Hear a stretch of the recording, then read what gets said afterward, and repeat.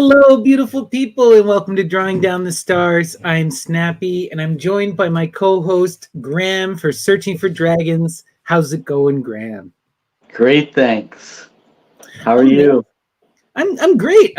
I'm having such a good day. We're in a double Leo right now, Sun and Moon. I know you're not big into the astrology, but it's got me fired up, and I'm feeling it. And it's a new moon, which is always like the most magical time for me.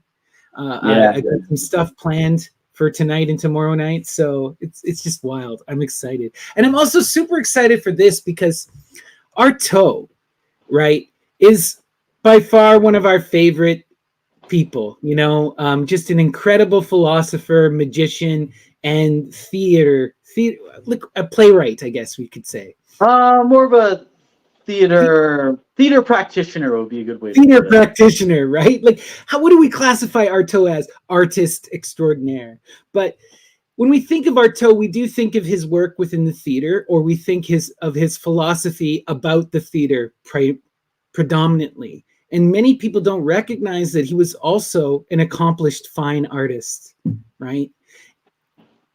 Exactly. So he dabbled with drawing earlier in his life and then really emerged with the drawing later in life.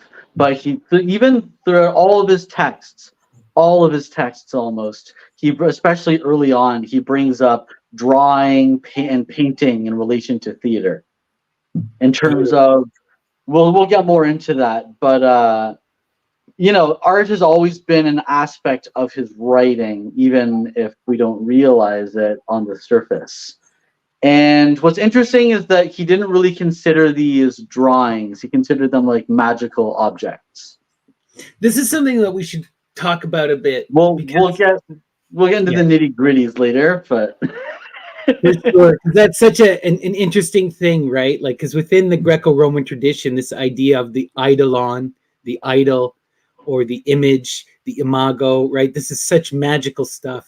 It's beautiful. But before we get deep into this particular book, we should talk a little bit about Artaud and set our audience up. So, Graham, you're the biggest Artaud stan in the universe. Talk to us. Who's Artaud? Why is he important? So Antonin Artaud, was born in 1856, and died in 1948. And he, in that period of his, from the 1920s until the rest of his life, he was deeply involved in art. He was well versed. He was one of the first surrealists. He was part of the first surrealist group and then broke away to form his own theater of cruelty, which has shattered the conventions of theater at the time and wanted to return theater to its magical spectacle origins. Right. He was deeply influenced by the Greco-Roman theater and as well as other traditional forms of theater that he read about and practiced. And he really wanted to break away from modern ideas like the fourth wall and return to pre-modern ideas like bringing in the community and the chorus, seeing the theater as an extension of the body, right? Yes. He was also very influenced by the Balinese theater. He saw Balinese theater dance production in 1932, I believe, or 1931. And this deeply, profoundly changed his perspective and solidified the magical element that he wanted to incorporate into his work.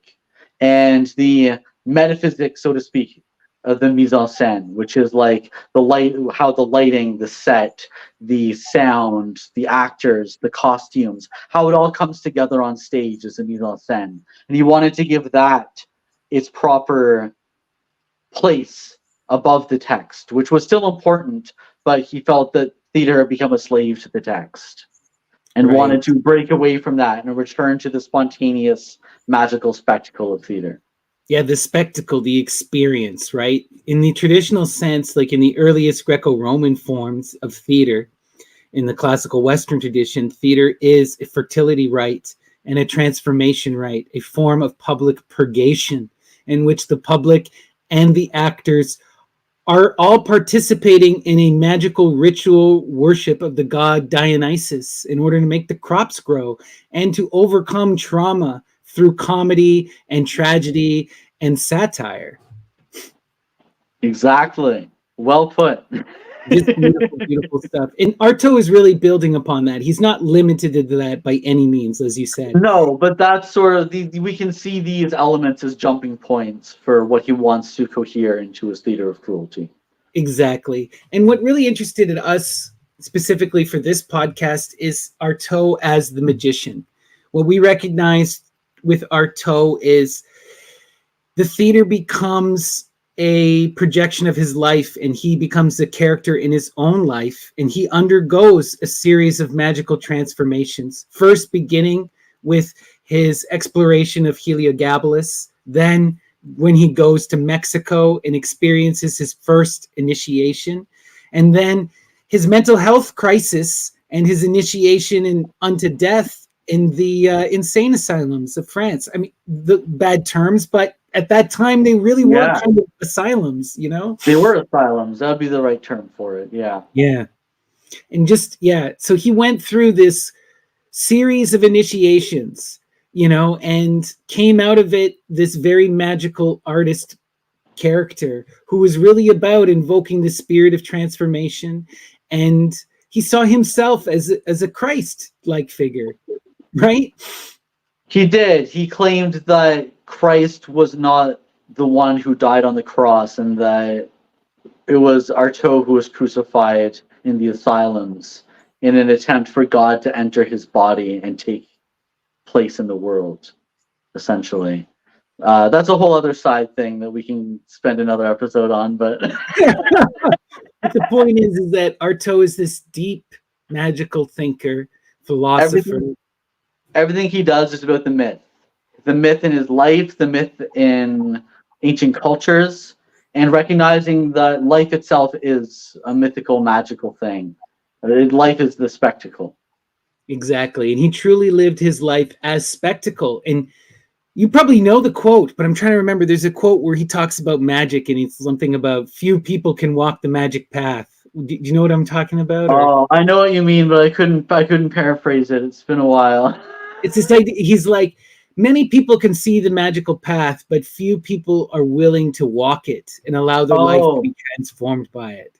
Mm-hmm. He says, but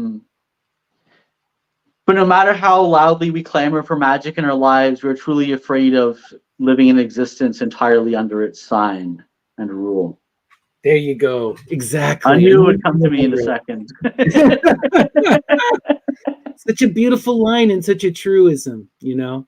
Artaud, though, was someone who really allowed his life to be transformed by magic for good and for ill.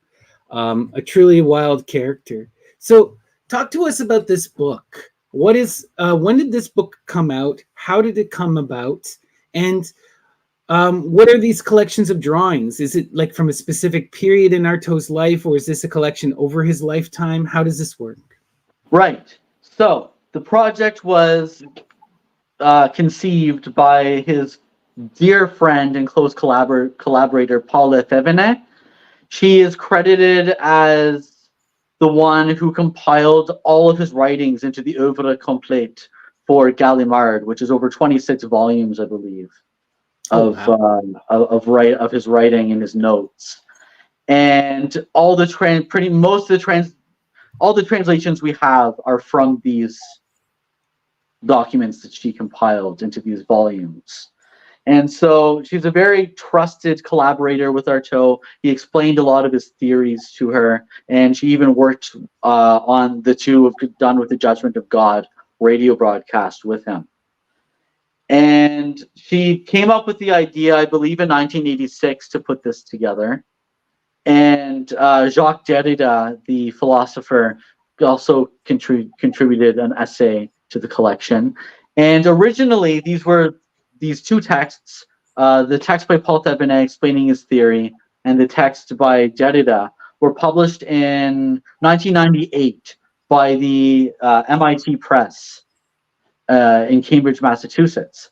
And this edition is the beautiful, large hardcover volume released in 2019, which contains the drawings that are talked about in the text, as well as many others. And most of the drawings, there's a few from the 1920s, but most of his early drawings and paintings are in private collections. And, you know, they had a lot of the drawings we see here were from private collections as well. And we got, Paul Thevenet got permission for her friend to photograph them.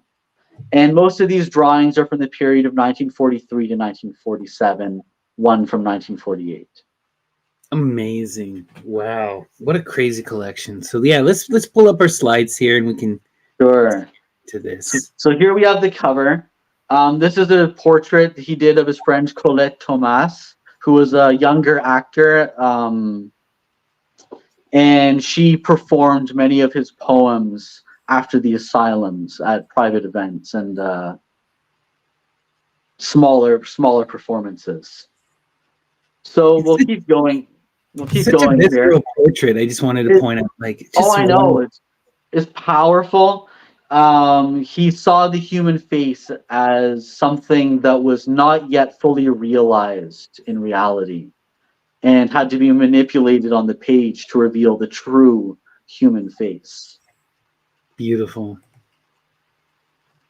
So part one is called The Search for a Lost World. So he says that he used to, he learned to draw and paint during his stay in Dr. Dardel's establishment at Le Chenet, which is in Switzerland. So this was a mental health clinic, I guess you could say, that his parents sent him to in 1918 until the beginning of 1920. Okay. And here's a charcoal drawing of a self-portrait we have from this time, from 1919. Wow. And next we have another self-portrait from 1920. And these are both in charcoal. Interesting. Beautiful. Really does Yeah. look like Artaud. I've seen some young photos of him, and you can see It's a very striking image. So, two signed works among those that have reached us, Paula says, and which Artaud must have considered to be finished, date from the year he spent in Switzerland. The charcoal portrait of a young patient in the care of Dr. Dardel, and a rather beautiful still life in oils of 3 apples in a dish with Cézanne's shades of blue. Cézanne was an impressionist painter. Antonin Artaud had given it to a girl his age, Rete Elmet, who had come to Le Chenet in July and August 1919 to be with her father, who was also a patient in the clinic. They became friends. It lasted several years, and she kept this oil painting that he gave her all of her life, as well as a few drawings and gouaches that he created. We don't have these, unfortunately, in the book. These are in a private collection somewhere. Okay. But these works, though, all small in size, show sensitivity, taste, and a certain feeling for color. They also show that Artaud had always known how to take the most contemporary painting into consideration, from the Impressionists to the Fauves, that he must have been very familiar with the symbolists, and that he had been deeply moved by the anxious landscapes of Edvard Munch. Okay. So we know from the beginning that he was very interested in avant-garde and contemporary works, contemporary painting, from the very beginning.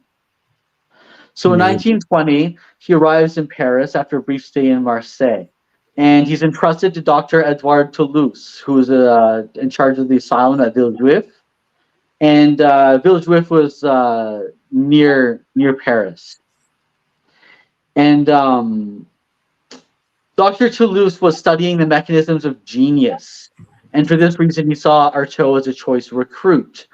And because of this, he was housed in the doctor's home with his wife, and he wasn't kept in an actual hospital, which was not a typical thing of the time. So, you know, this doctor deeply trusted him and wanted to nurture his artistic growth.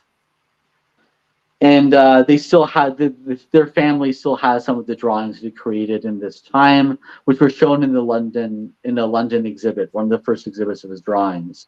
So here we have a drawing of an écolière, a student, I guess. Interesting. And you can just, this is a very early drawing. It's from 1920. He hasn't quite come into his own in terms of his magical, profound realization, but we can see that his images are quite striking and exhibit a certain visceralness. You know, they feel very human. Very, very human. I love it.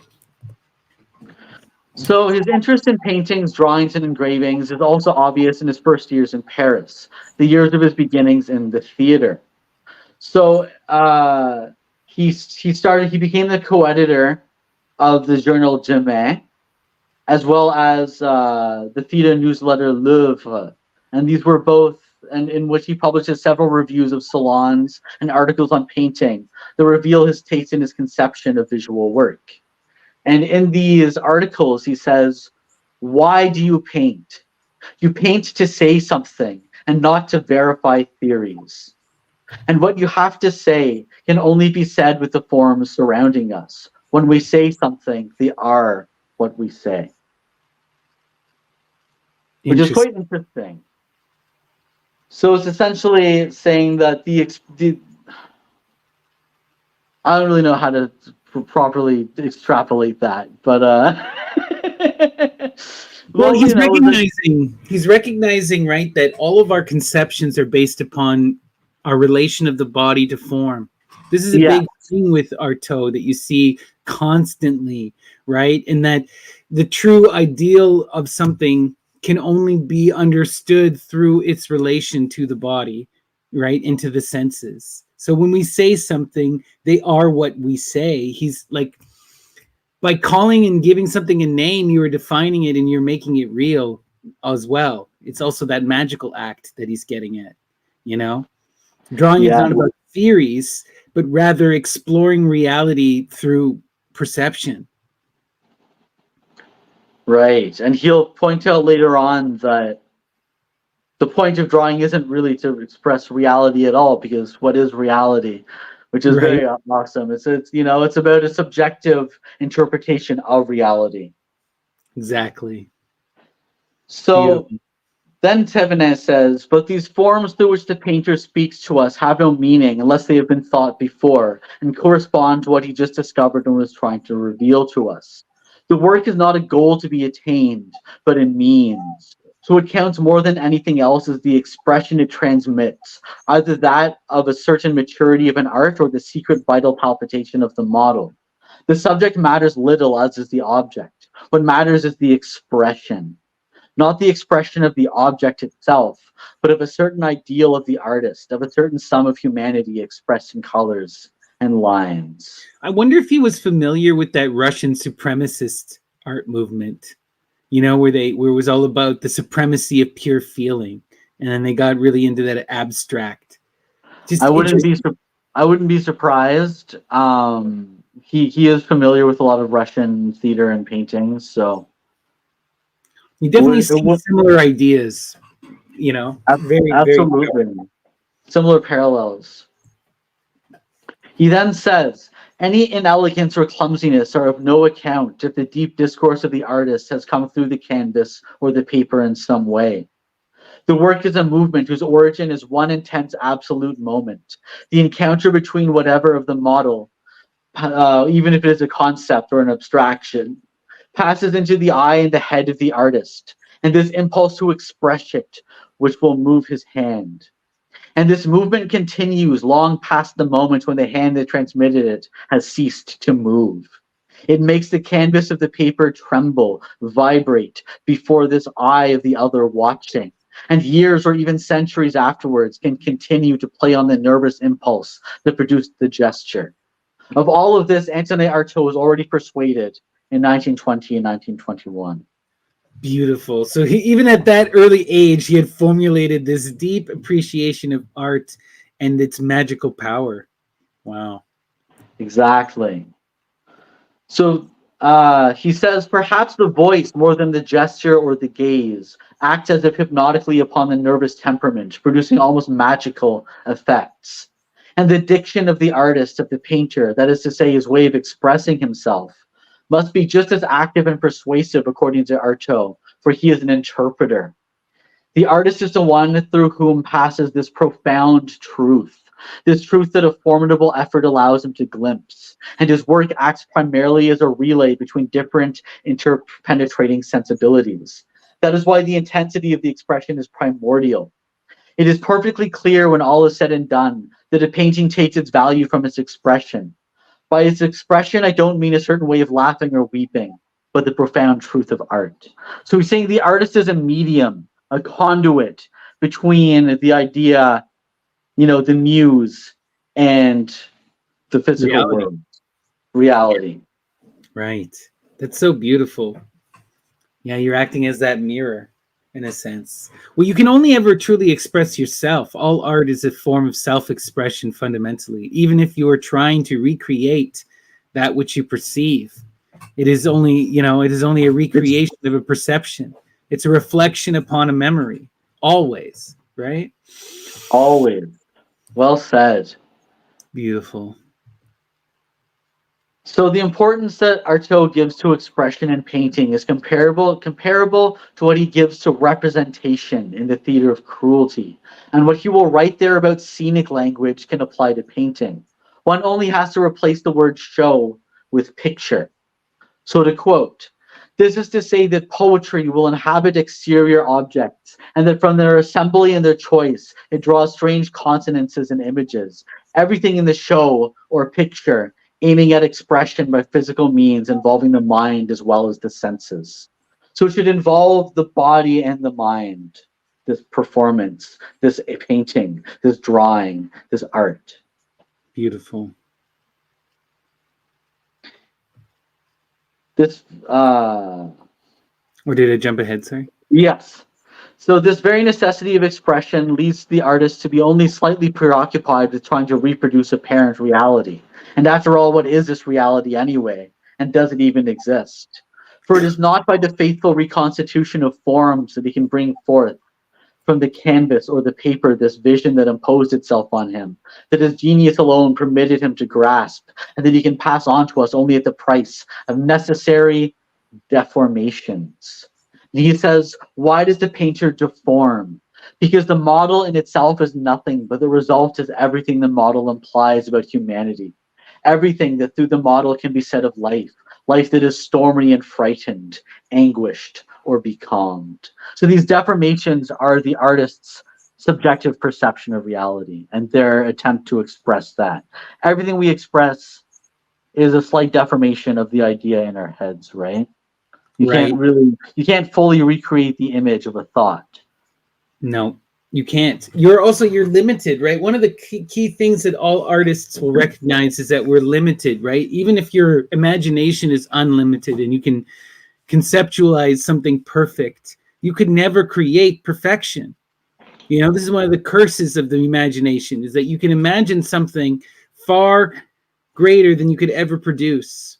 And then there's also has to be a recognition with the artist too, is that the limitations of the body and of the form of the medium in which the art is produced becomes part of that message in and of itself, right? All art is an extension of the body, right? And all art is a manipulation of medium, A perfect example of that, to plug myself for a second here, when I was working on my graphic novel, I broke my wrist severely and I had to have surgery. And I had to actually relearn how to draw.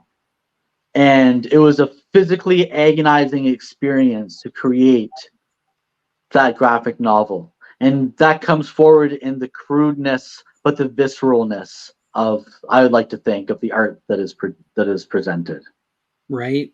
The limitation, working with the limitations of the body.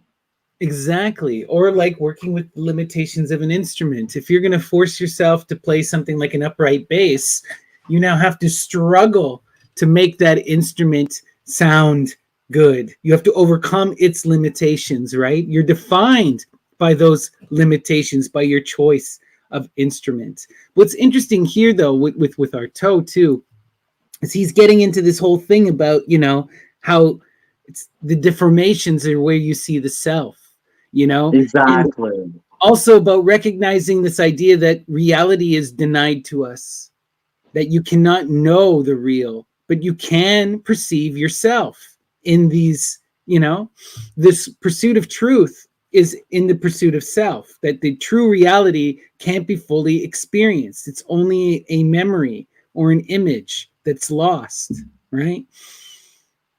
Well said. Well said. That's beautiful.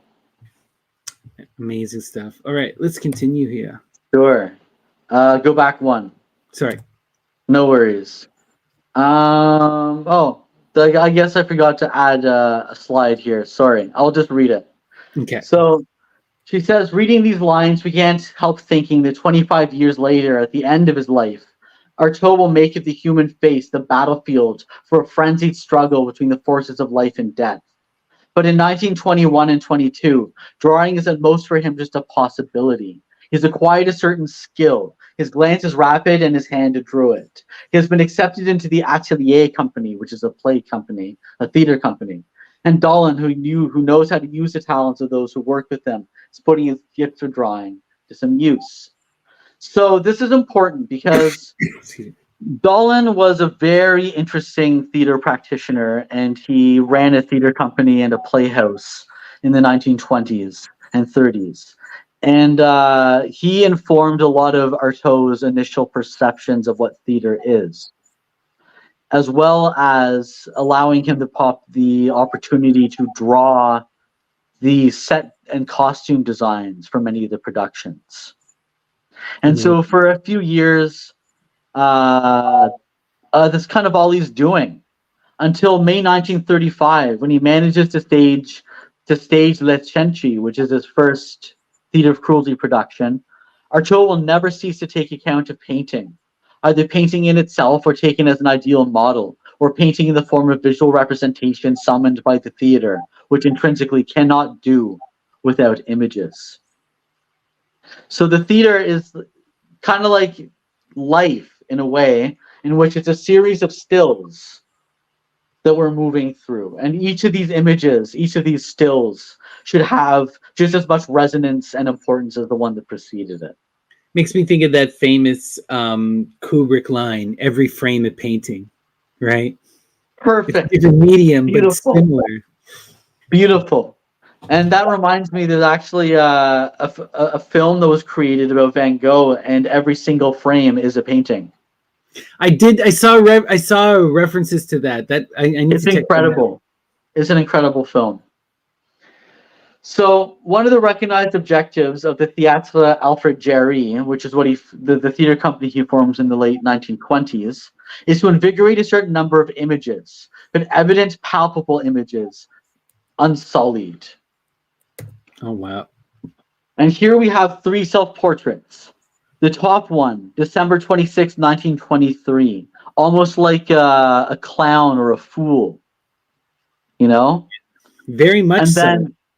And then bottom left, we have a self-caricature from November 1923, which feels very vampiric, almost like Nosferatu.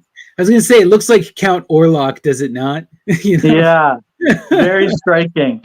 And I believe that film would have been out already by that point. So, yeah, maybe could have been influenced by that. Yeah, never know. Yeah. Or at least art of it. And then the bottom right, we have another self-portrait from 1924 or 1926, somewhere in that 2-year period. And this is the one that I wanted to draw attention to. Because it's so striking and very much captures the intensity of Artaud. It does. In the next slide, Paul Thevenin says one self-portrait, which is that one, which must date from the years 1924 to 1926, was reproduced as the frontispiece to a story by Marcel Belleau, published in 1952. And this pencil drawing was given to Marcel Belleau by Max Jacob, who was a friend of Artaud, towards 1938, which was hastily done in the latter's room one day when Artaud had come to see him.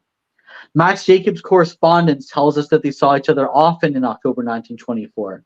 And the expression of the face in this self-portrait is very close to the expression caught in one of the photographs Man Ray took of him in 1926. A fierce look, his lips closed tightly upon some unutterable torment, which we will see in the next slide.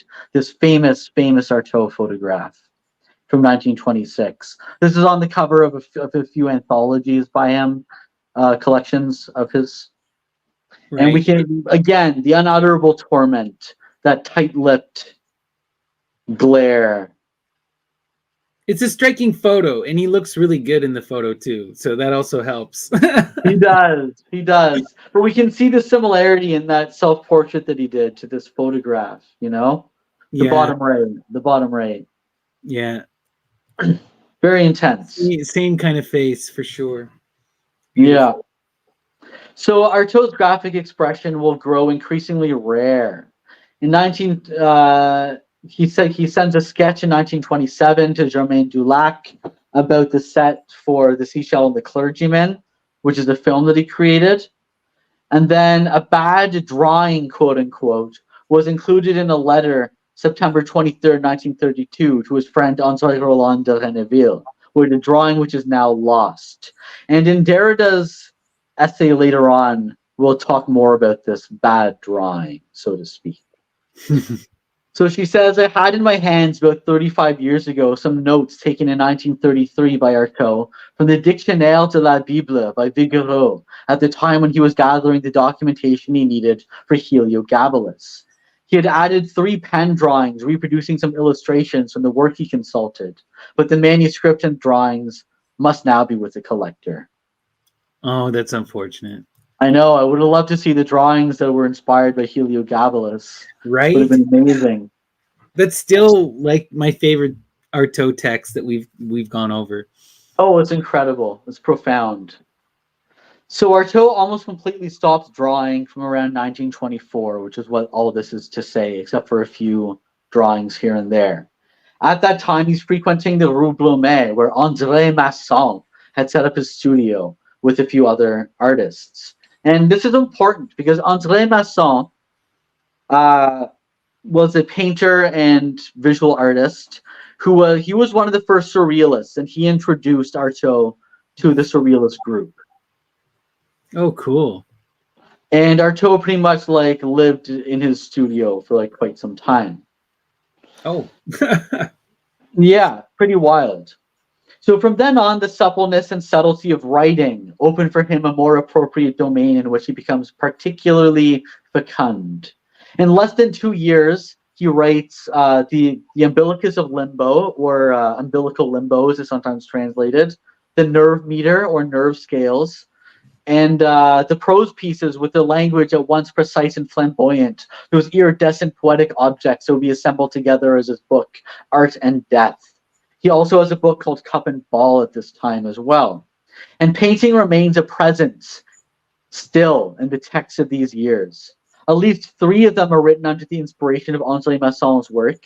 And doesn't his work, the personal automaton in Death and Art take as its point of departure a portrait that Jean de Bochel had just recently done of him, with which he associates the strength of a fixated dream, as hard as an insect's shell, and full of legs darting out in all directions of the sky. So all this is to say that even though he isn't physically creating visual art anymore, he can't stop writing about it. He's always going to art galleries and exhibitions and seeing all the contemporary art that there is and just digesting it rapidly. From the end of 1926, after these 2 years of intense life in which he marked surrealism with his stamp, with such an ardor and such a fury that André Breton himself was shaken by it and feared seeing the movement exhaust itself in a certain paroxysm, Artaud again turns to the theater, but this time as a coordinator and director, as the creation of the Alfred Jarry Theatre. And we won't talk too much about this theater, Alfred Jarry Theatre, except to say that these productions were the precursors to his theater of cruelty experiments. Right. This is We're talking about theater now because with Artaud, theater, art, life, it's all inseparable. Yeah, it's all the same. And this is important to view. This is an important setup to view the actual drawings, which we'll see in a little bit. So for him, the theater as it is practiced in the West is unnatural and moribund. He must restore this true reality that it has lost, letting it recover this unique, unprecedented, integral character that certain written or painted ideas have retained. Writing, painting, music, theater are so many diverse means of bringing forth what is buried and solemn in our own depths, bringing it to light, trying to render it perceptible. And the theater, able to utilize every other form of media, also demonstrates this essential particularity of not being able to do without the multiplied body of the audience and having to act upon it through the intermediary of the actor's body. So again, it's a magical expression through the body. It's always through the body with Artaud, and it's a body interacting with bodies, right? The audience is part of the expression in theater, and it's the only medium that incorporates everything, including the audience. You know, music includes the audience, but it doesn't incorporate the visual stuff, right? Like I said, like music does. Some art will incorporate the audience in the way theater does, but it doesn't incorporate everything the way theater does. It doesn't. All other art forms can coalesce into this thing that is the theater. Yeah. So aiming to be a magical operation, we're near the bottom here, the theater can only be a total spectacle. And for that, it must have that total freedom which exists in music, poetry, or painting, and from which it has been until now curiously estranged. Thus, from 1926, the date on which his attempt to establish an integral spectacle leads into a theoretical reflection on the theater, marked by manifestos, until May 1935, when he managed to produce the Senshi. So all that is to say that I think I got something out of order here, sorry. But he has a theoretical reflection on the theater, which is that this is a magical act and we have to restore it, essentially, is all that he was getting at. I cut off the last sentence there, sorry. No, that's okay. But for sure, right? That's his kind of big thing, is this return and revitalization, right? Exactly. He says, to succeed in making manifest everything that is obscure in the mind, buried, unrevealed, in a sort of real material projection, bringing forth for all to see a certain number of tableaux of undeniable and indestructible images that will speak directly to the mind. Wow. So it's about, he talks a lot about in the theater in its double, which is this, collection of manifestos on the theater of cruelty. He talks about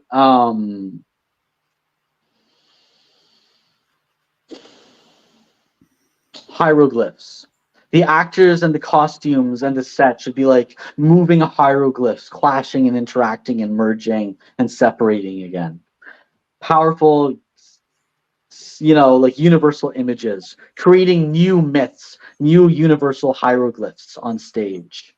Right. He's really trying to connect to this idea of the ideal, into the ideal of forms. And he wants his actors to embody idyllic forms, that then can form these magical tableaus and act as eidolons, right? As like when you in the classical Greek theater, if you had a god on the stage, they would come out through this skene, right? Transformed and in this regalia, usually donning a mask, right? Obscuring the face and the eyes. And this is all about that transformation and creating, levels of distortion between these things. And this is all what Artaud is about. He really wants to convey the symbolic meaning of the theater and connect theater back to its original language context and to its original worship context, right? Recognizing the theatrical forms as eidolons, as idols, right? As these symbolic ideals. Exactly. Thank you. Thank you for elucidating on that. If that's the right word. I don't know if that's the right so word. It's complicated because right, you're talking about the merging of philosophy and religion and theater, right? And he's very all over the place in his description of it. Always all over the place. So once again, everything he says in this regard could be said not of common illustration or banal imagery, but of all true painting. And it is not surprising that it is also present in what Artaud thinks, imagines, and conceives. To neglect this fact would be to deny the importance of color and what it symbolizes in Heliogabalus, or the Crowned Anarchist.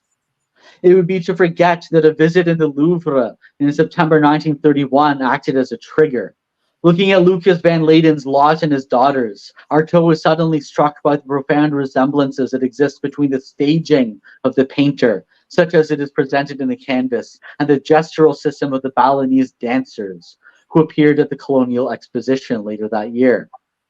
Oh, wow. So he's making all of these magical musings by connecting these profound pieces of art, seeing the gestures and the staging of the bodies, and recognizing that these are primordial stagings, right? If you study the human form and you study painting, you study theater, you'll recognize that there are certain postures and performances that and shapes that the body makes that are visceral, that will invoke this ideal form, that will inspire people always. And that's really what he's trying to highlight. He's noticing these forms and recognizing them in profound pieces of painting and theater.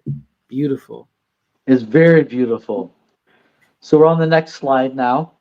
The analogy seems so strong and self-evident to him that he will make it the theme of a lecture, initially titled Peinture, which will become Le Théâtre et la Métaphysique, or the Theater and Metaphysics. And it is the only one of the texts in the Theater and its Double that makes reference to the language of art. Beautiful. And here we have Lot and his daughters. This is the painting that he evokes in the Theater and its Double as the ideal staging of theatrical staging in a painting. Notice that there's the skene, the red tent. Oh my God, from which the people exit. That's amazing. Yeah, wow. once you think about it once you see it as a theatrical performance, it highlights different interesting aspects of the painting. It totally does. That's incredible. And so I just wanted to tableau forms. Sorry, go ahead. That's okay. I just wanted to include it because we're talking about it, and it would be good to give people an idea of what that image actually is. Right. Love it. It's beautiful. For the gestures of an actor are so many ephemeral arabesques drawn with his body, the actors together constructing a sort of moving and colorful graphism that is akin to a painting with a stage for its frame. Everything must converge in this new language the theater requires. This language composed of signs, gestures, and attitudes with an ideographic value, in which the face offers the director the same thing it offers the painter. Its innumerable expressions becoming so many eloquent signs, and where, just as if it were a question of conceiving a painting, I quote, the 10,001 expressions of the face considered as masks can be labeled and cataloged so that they can participate directly and symbolically in this concrete language of the stage. Oh, wow. That's so amazing. He's recognizing that each gesture of the face could be its own mask, and that each of these masks must be incorporated into the stage. Right. And that's so beautiful, because it's like he's saying here, you're by doing that, by taking the human face and turning it into the mask, you can fixate upon each expression, and each expression becomes a manifestation, becomes an ideal in and of itself. Right. Exactly. And it's no coincidence that the ancient Greek word for mask is prosopon, which means face. Yep. Right. And it's the seat, the face is the seat of the soul, right, in the Greek. And it's also that light that shines, right? It's the place where the muses shine forth. Helen is the one with the shiny starry face. Medea's gaze is what bewitches you. Circe's gaze is what bewitches you, that power of the sun, that Helios, right? I've also seen references, I've also seen stuff about the Old Testament, that Moses' face was veiled when he spoke to his followers, and only took off the veil when he spoke to God directly. Yeah, there's that whole thing, Pythagoras behind the curtains. Within the Pythagorean mystery, there would be all this stuff going behind the curtains, and that's where you get all this that stuff that happens in later, where they're making fun of it. What's the mystery happens behind a sheet? It's veiled so that you can't. By obscuring and by hiding things, you can turn something into being more magical. This is also a theatrical performance. What you say is equally as important as what you don't say. What you show is equally as important as what you don't show, right? What's happening in the skene is the actor donning a new mask and changing their body shape.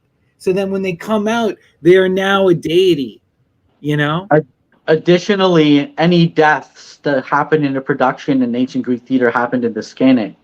Yeah. You did not see the death of the character on stage.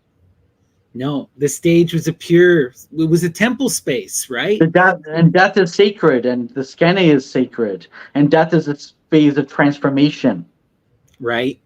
So it always happens in the skene because that's where you go to be transformed and reborn, to don a new mask, to change costume. Exactly. So wow. So at the bottom of the slide here, it is natural that Antonin Artaud, as he reflects on the theater, should constantly allude to painting, going so far as to wish that the images created upon a stage could strike us in the same way as the nightmares of Flemish painting. Beautiful. So, very often, I'm going to skip ahead to partway through here. Very often in those months of August and September 1937, his signature is accompanied by a triple sign. The symbol of the feminine sex, which is also that of the planet Venus, augmented with an oblique stroke at its summit, on top of two triangles pointing upward. An almost magical sign for him, as are the two weapons he has procured. A little Toledo sword that a sorcerer supposedly gave him in Havana, and a knotted cane that he claims to have gotten from a Savoyard sorcerer, thinking it to be the very cane of St. Patrick, the patron saint of the Irish, a cane in which he will harangue passers-by in Dublin in a language that he doesn't know very well. We're on to the next slide now. I love this image, though, because this is Artaud becoming Artaud the magician. He's now wielding a magical Athame sword that was given into him by a priest in Cuba. He's walking around with the staff of St. Patrick. And we got to recognize, he put those metal caps, remember, on the end of it so that he could strike the ground and it would make sparks. Yeah. What's important to note is that this is 1937. He traveled to Mexico in 1936, and he experienced a profound transformation with a group of indigenous people, the Tarahumara. His first initiation, His initiation, and from then on, he is convinced that his name has to disappear. He signs his books from that period with 3 asterisks instead of his name, and his work, The Revelations of Being, is simply signed as the Revealed One. So wild. Right? Also from Dublin will come those first missives, magical and protective, or offensive and invictive, that he calls spells. Right, those art pieces. We looked at them in a couple of our earlier videos we've done on Artaud. You showed a famous one where he was attacking his landlord while he was in one of the asylums. And he had written her name, drawn a caricature, and then burned it with cigarettes. Yeah. We're going to get into the descriptions of the spells next, and I'm going to show a few of them as well. Amazing. So we'll get to see what I'm talking about here. Exactly. The function of writing is no longer to just transmit a message or a thought. It must act on its own and physically. Everything is studied. Everything is calculated so as to strike the eye, and through it the sensitivity of the person for whom the spell is destined. The arrangement of the lines on the page, the very careful calligraphy, the variations in size or height of the letters, the frequent use of capitals, the way the words are underlined. Lines are sometimes displaced and signs are added. At times, especially when the spell is an aggressive one, the paper is intentionally spotted in places, and in others burned and perforated with a lit cigarette. Wow. I just love this because this is really expanding upon this idea of the sigil and using grammar and language as this symbolic form and as a way to manipulate the psyche, right? You'll see similar talk in other really profound artists, specifically people like Austin Osman Spar, who would develop his own magical symbolic alphabet that became the basis for later chaos magic. So this is really profound stuff, right? That kind of calligraphy, the drawing of signs, and using this to create spells of manipulation, powerful stuff. Every aspect is contemplated with the utmost intent. Right. That's the key to magic right there. Utmost intent and contemplation. Focus. Everything has meaning. Everything. So we know the frightful outcome of the trip to Ireland, which is the internment at Le Havre on the last day of September 1937, an internment that was to last 9 years. Oof. And during this internment, in May 1939, at the asylum Ville-Evrard, Antonin Artaud again starts to produce his spells. And these ones are much more elaborately drawn and more colorful. Violet, red, and yellow ochre spread out in wide swaths on the paper that will be subsequently devoured here and there by the lit end of a cigarette or the tip of a match flame. He says, and the figures that I was making were spells, which I burned with a match after having so meticulously drawn them. Something was produced halfway between a drawing and an object, and which can function as a talisman, a gree-gree against any trap set, or on the contrary, as something of an evil curse. And all this contributed to its creation, the writing first of all, but a writing mistreated, perforated, consumed, both the drawing and the color, and even the medium itself, the sheet of paper against which Antonin Artaud's hand worked away. So this really reminds me of the creation of cursed tablets that we see in the early Bronze Age, and in going up all the way up into the Christian era, where what you would see is people would create sigils on tin and write curses, and then would either destroy them in fires, bury them in fires, or they would throw them into the waters or into the trash, or they would bury them in the ground. But there was a way in which you had to destroy this. You would transform the act of destroying the curse turns it into something ephemeral that can then act within the world above. You see this in many different magical traditions. Like in the Indian, people will give offerings to Agni, the fire god, who is that voice, the messenger, who takes your prayers and brings them to the gods. Ganesha forms a similar function. And in the Greek, we see Hermes doing this. There's this act of burning and destroying something transforms it, right?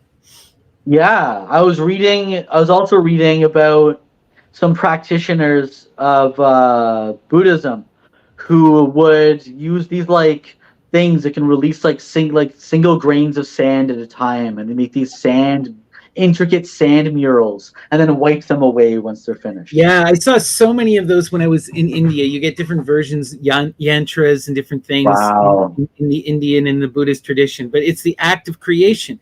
And then when the creation is done of these symbolic images, and often these are images that are meant to be meditated upon so that they can form three diametrical forms, you know? These yantras, right? They exist as a two-dimensional plane, but when you project that image in your mind's eye and you hold it, it becomes a three-dimensional object, right? And what they'll do is they'll spend weeks developing these meticulous forms, and then they just wipe them away when it's done. There's a really beautiful rite I got to participate when I lived in India. I was staying in the city of Pune, and the main god for Pune is the deity Ganapati, Ganesha. And for his festival, the Ganapati Chaturthi, one of the things you do is you go and you get a murti, one of these idols, these eidolons, that's been blessed, and you invite the deity into your home. And he stays with you for the entire festival, the week or 2 weeks or what have you. And you wake him up every day with prayers, you feed him, you put him to bed, you treat him as an honored guest. And then at the end of the ceremony, you take him, he's made of clay, right? So you take him back to the river, and by putting him into the water, he disintegrates and goes back into the mud. Oh, that's beautiful. So he stays with you for a short amount of time, and then he returns to the earth. It's Magic. wonderful. I love it. Reminds you a lot of as well of Gas Boucher's work, where he creates Exactly. sculptures out of natural things, and he'll bury them or let nature reclaim them. Right. And through that process of natural transformation, they become more magical and enthused, right? Exactly. So that these spells have an emotional charge is undeniable. They responded to a necessity, to the imperious need to know that one still exists, that one is not completely dead, though death is felt as possible and even imminent. It is worth noting. I just wanted to add, sorry, those things are called rangoli. I just remembered the word. So okay. mantra or a mandala are types of these things, but the act of drawing it in the sand is a rangoli. Sorry. Okay. No, that's beautiful. Thank you. That's good to know. I'll have to look those up because that's fascinating.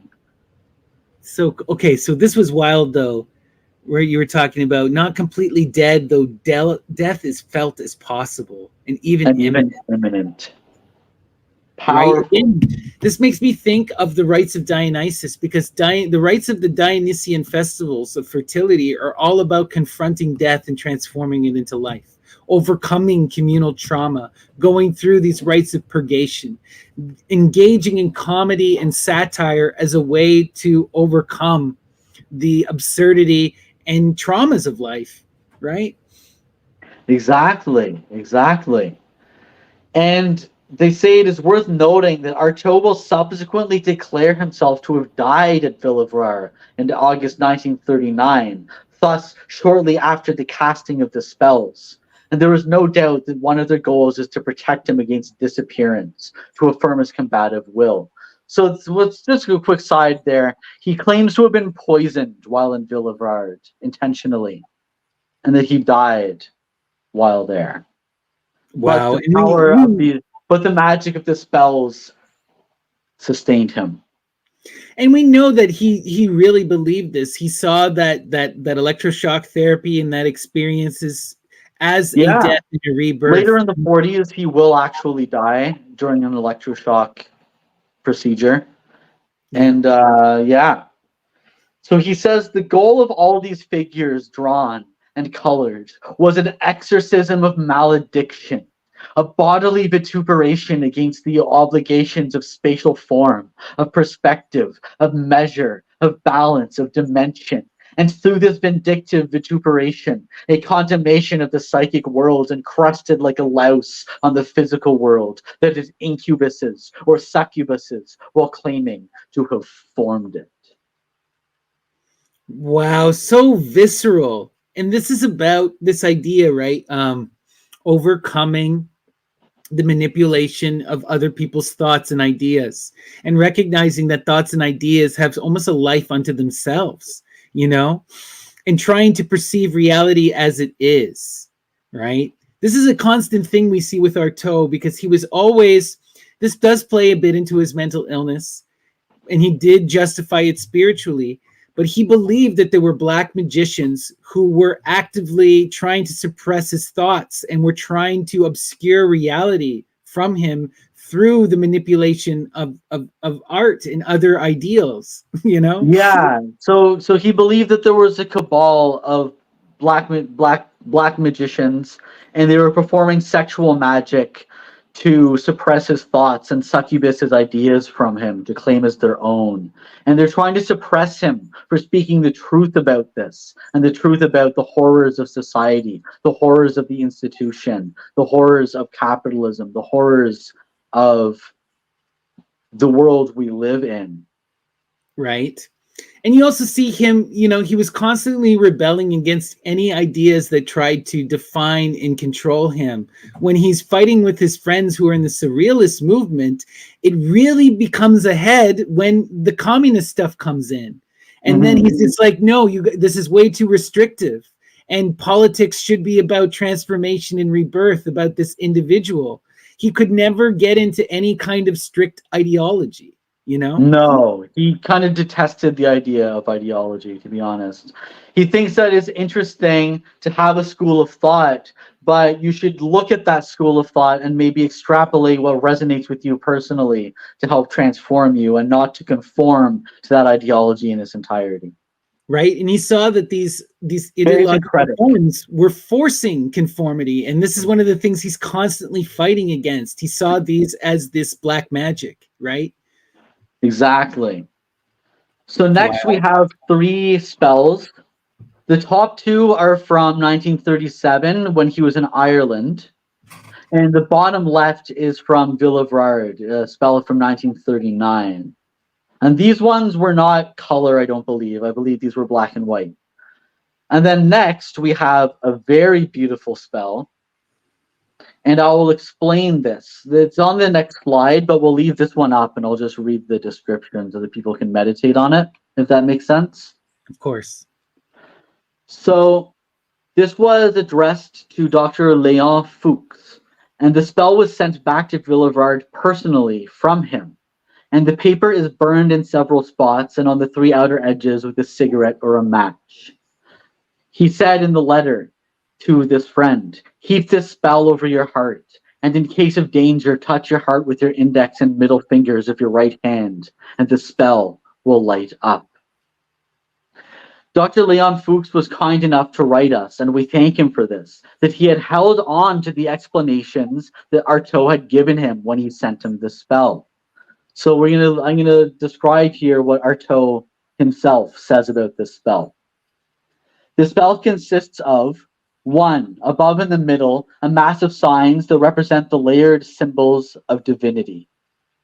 2, laterally on each side, the symbols of space and time, as well as the angels of the apocalypse. 3, in the middle, going down from the symbol of divinity, crossing through the whole spell, a line of red pencil representing the divine light that comes down to enlighten me and seek me. 4, on the bottom in the middle, a half circle with 11 crosses. When one begins a cycle, Artaud told me, one begins as if in a series, 1, 2, 3, etc. And when one gets to 10, the cycle is finished. Perfection is reached, and if one wants to go further, one must, if they're to continue, destroy this perfection so as to start a new cycle. This is why it is the symbol of destruction with an eye to construction and transfiguration. So the 11th cross is the destruction and the start of the new cycle. That is so beautiful, and Artaud is such a Dionysian, that destructive force. Wow, I love it. And he's talking about the cycles, right? Yeah. And then finally, laterally above and below, and sometimes elsewhere, there were burn marks. When I asked him to explain them, Artaud replied, "When I thought of you, I took my cigarette. I closed my eyes and struck at random. And since then, you are out of reach of your enemies and initiates, since you evaporated into smoke." That's so beautiful. What a deep person. I love it. So this is a protective spell. A lot of his spells are of destruction, but not always. That's why I wanted to show this one, just to show the protective nature of many of these spells. Love it. So hop ahead one more. Yeah. The psychic wields over the physical. Like their offensive powers, their defensive powers are evident, suffused with the energy of their fabrication, the violence of their intentions, and their devastating effect. Plunged into the world of magic spells, we can scarcely escape these flames, which from all sides lick at the tranquil and comfortable space where we would like to remain. We can scarcely look at these objects without being contaminated by their vehemence, or then we don't understand anything. We can only see an extraordinary theatricality rising from these pages, palpitating under all the tortures undergone, underlaid by a protesting will, which even as it rebels against them, is based on forms, signs, colors, and through that very fact sees to it that these spells are real visual constructions. Beautiful. Wow. And then he seems to stop drawing. As we see on the next slide, a few fugitive reappearances of signs in his letters around 1941. And then he is transferred to Rodez at the beginning of 1943. Do you think And it could be because of his extreme poverty? You know, because by the time he's in Rodez, he's living in that hut, right? And he's living, you know. it'll have been 5 years since he's been in asylums, I think, by the time he goes to Rodez, or 6 years. And yeah, he was, during that time of being in these various asylums, he was beaten horribly. And this is the onset of the war. And there were rations given to asylums. And all he had to eat for like 2 years was cabbage soup. Oh my God. And he nearly died of starvation, which is why he was transferred to Rodez, because it was supposedly more humane. But it was at Rodez that he was subjected to electroshock 51 times. So intense. So insane. Wow. Just wild.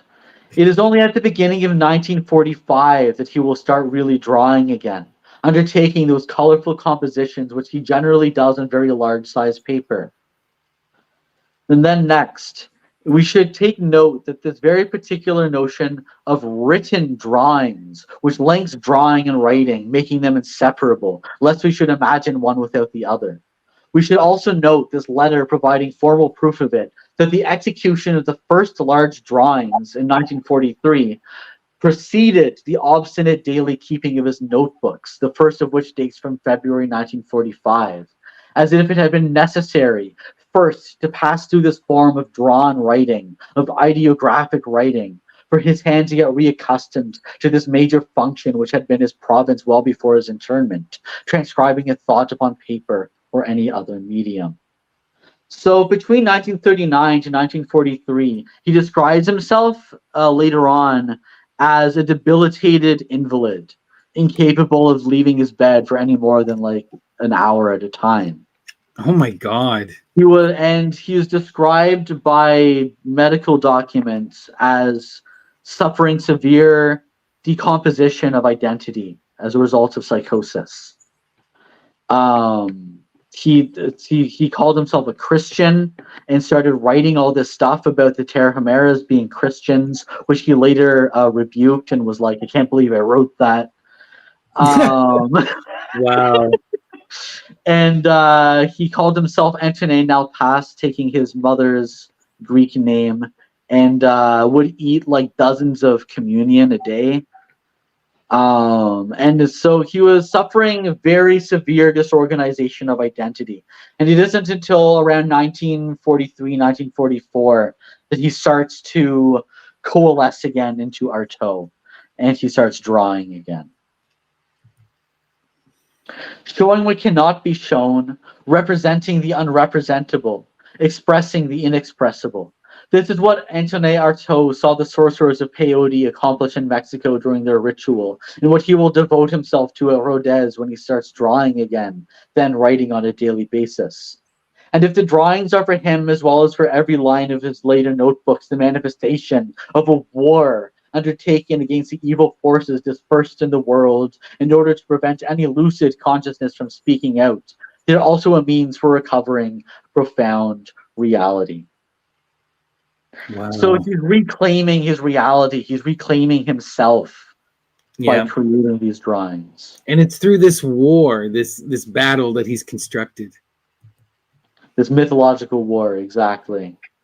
So for Artaud, drawings and poems have an identical function, not so different from the kind of cure he would like to see the theater bring about, letters and signs converging toward the same end. And so it is completely natural that drawing and writing should combine to constitute what he himself calls in the beginning of 1945, written drawings. So and we'll see the first one here. Oh, wow. Super interesting. So as we can see, there's a ridiculous number of images, but there's also text smattered all throughout, hidden in the image. And this is why he calls them written drawings, because without the text, the drawings would not be complete, and without the drawing, the text would not be complete. I'll describe this to you while we look at it. Among the drawings that have come down to us, this one, being and its fetuses, answer to this definition and must date from this period. Being and its fetuses is space split in two by a median body, which is probably being, with its head at the bottom, an armless torso and its shoulders resting on two adventitious feet, with inside its trunk its clearly female fetus set in the opposite direction, so that its feet are parallel to the adventitious feet. Two other figures, slightly smaller than the internal fetus, and which are perhaps fetus is already emerged from the being, seem to float around on either side of its feet that are pointing upward. And Wow. the rest of the paper is spattered with diverse forms, bones, suns, wheels, larvae, ectoplasm, and a sort of mass armed with a spear in the upper right. At the top and bottom, horizontally, and to the left and right, vertically, inscriptions frame the whole picture. Two other vertical inscriptions can be read, one along the left side of the mass, the other as if aborted, with some letters purposely omitted to the left of the central being. And in addition, there are elements of glossolalia mingled in everywhere with the forms. So the glossolalia is this magical language that he's created. Right. I remember that. That's so interesting. Wow. Just wild. We can skip ahead 4 slides to the next drawing, and I'll just describe this one as well. In the second of these drawings, this is called Never Real and Always True. And on the bottom, it also says, not from art, but from the failure of Sudan and Dahomey. And at the bottom. And once again, forms fill up all of the space. Apart from some geometric elements at the bottom left and more to the center, a sort of little body without arms or legs surrounded by bubbles, and reminiscent of those wooden Russian dolls that fit into each other. The forms are deliberately larval, undecided.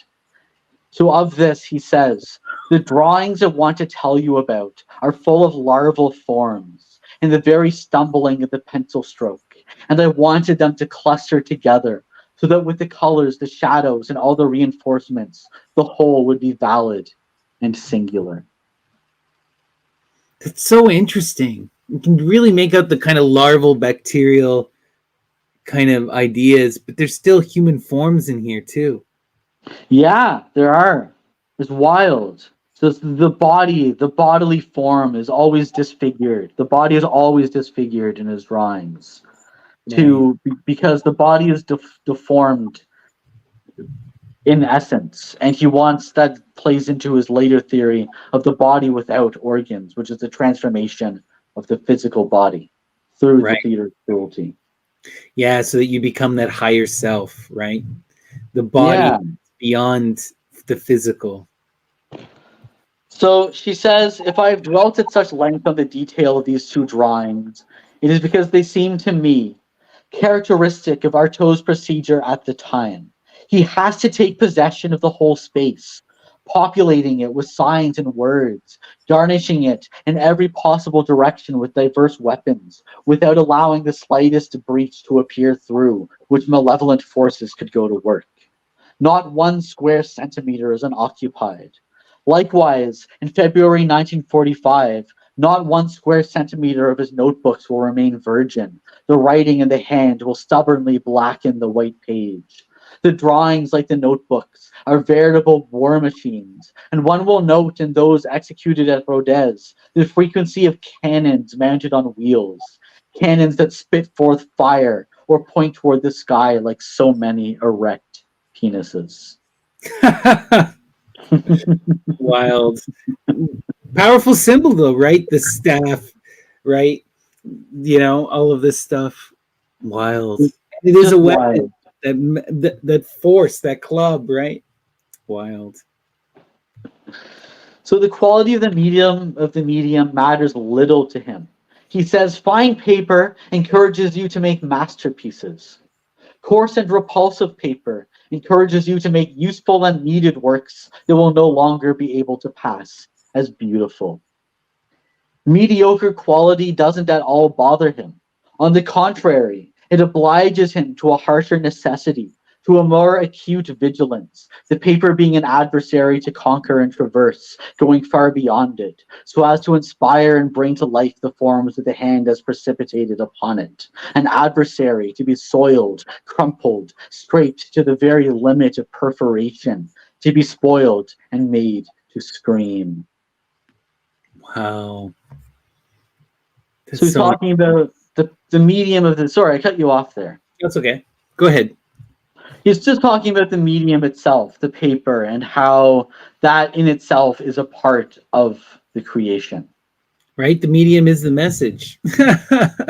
It's true, though, right? Exactly. You're defined by what you choose to create with, by your tools, by what you work with, and painting is if you paint something, it's going to be perceived as a painting, and it is limited by that medium, and it's why something like photography and painting are such radically different art forms, even though they're both trying to perceive reality through a lens, well, because of the medium in which that they're representing. They even if you were to paint something exactly as it was, or take a picture exactly as it was, the painting and the picture are not the same.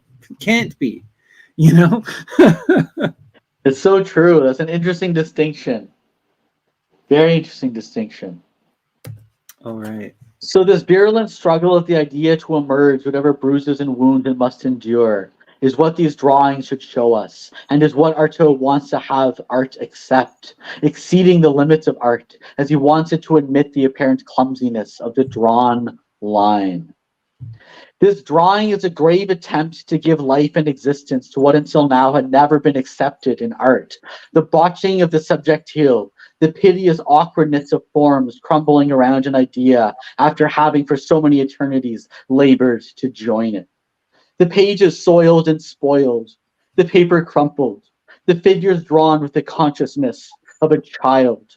I wanted all this anguish and exhaustion of the consciousness of the seeker in the center and around his idea to take on some meaning for once, for them to be accepted and made part of the finished work.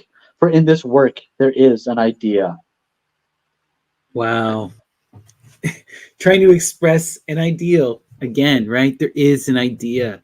And it's all about, I love this thing too, where he's trying to bring back this childness, right? He's trying to have this kind of freedom and playfulness in creation with the forms, right? Beautiful. Just beautiful. The sheet has already, yes.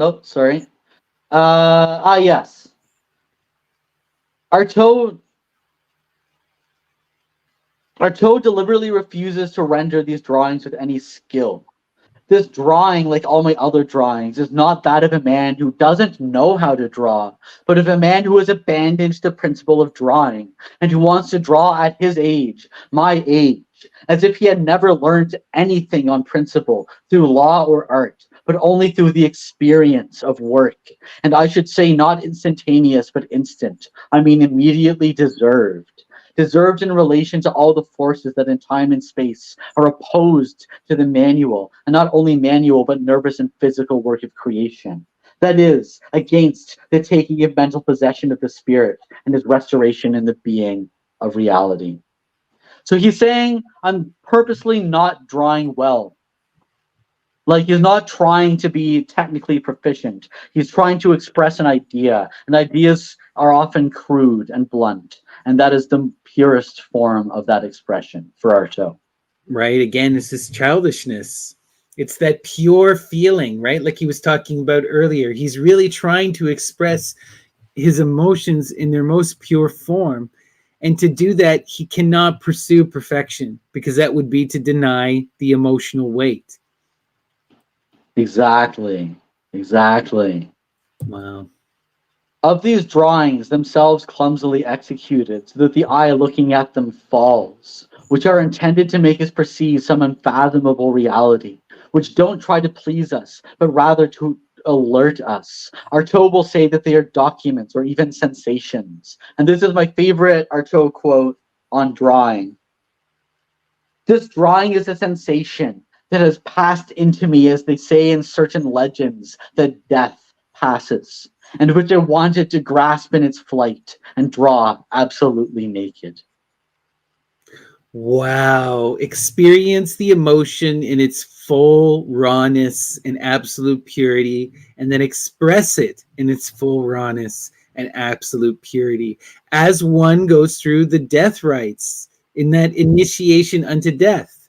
And you know what they say in the mysteries? You have to die before you die so that you don't die when you die. Right?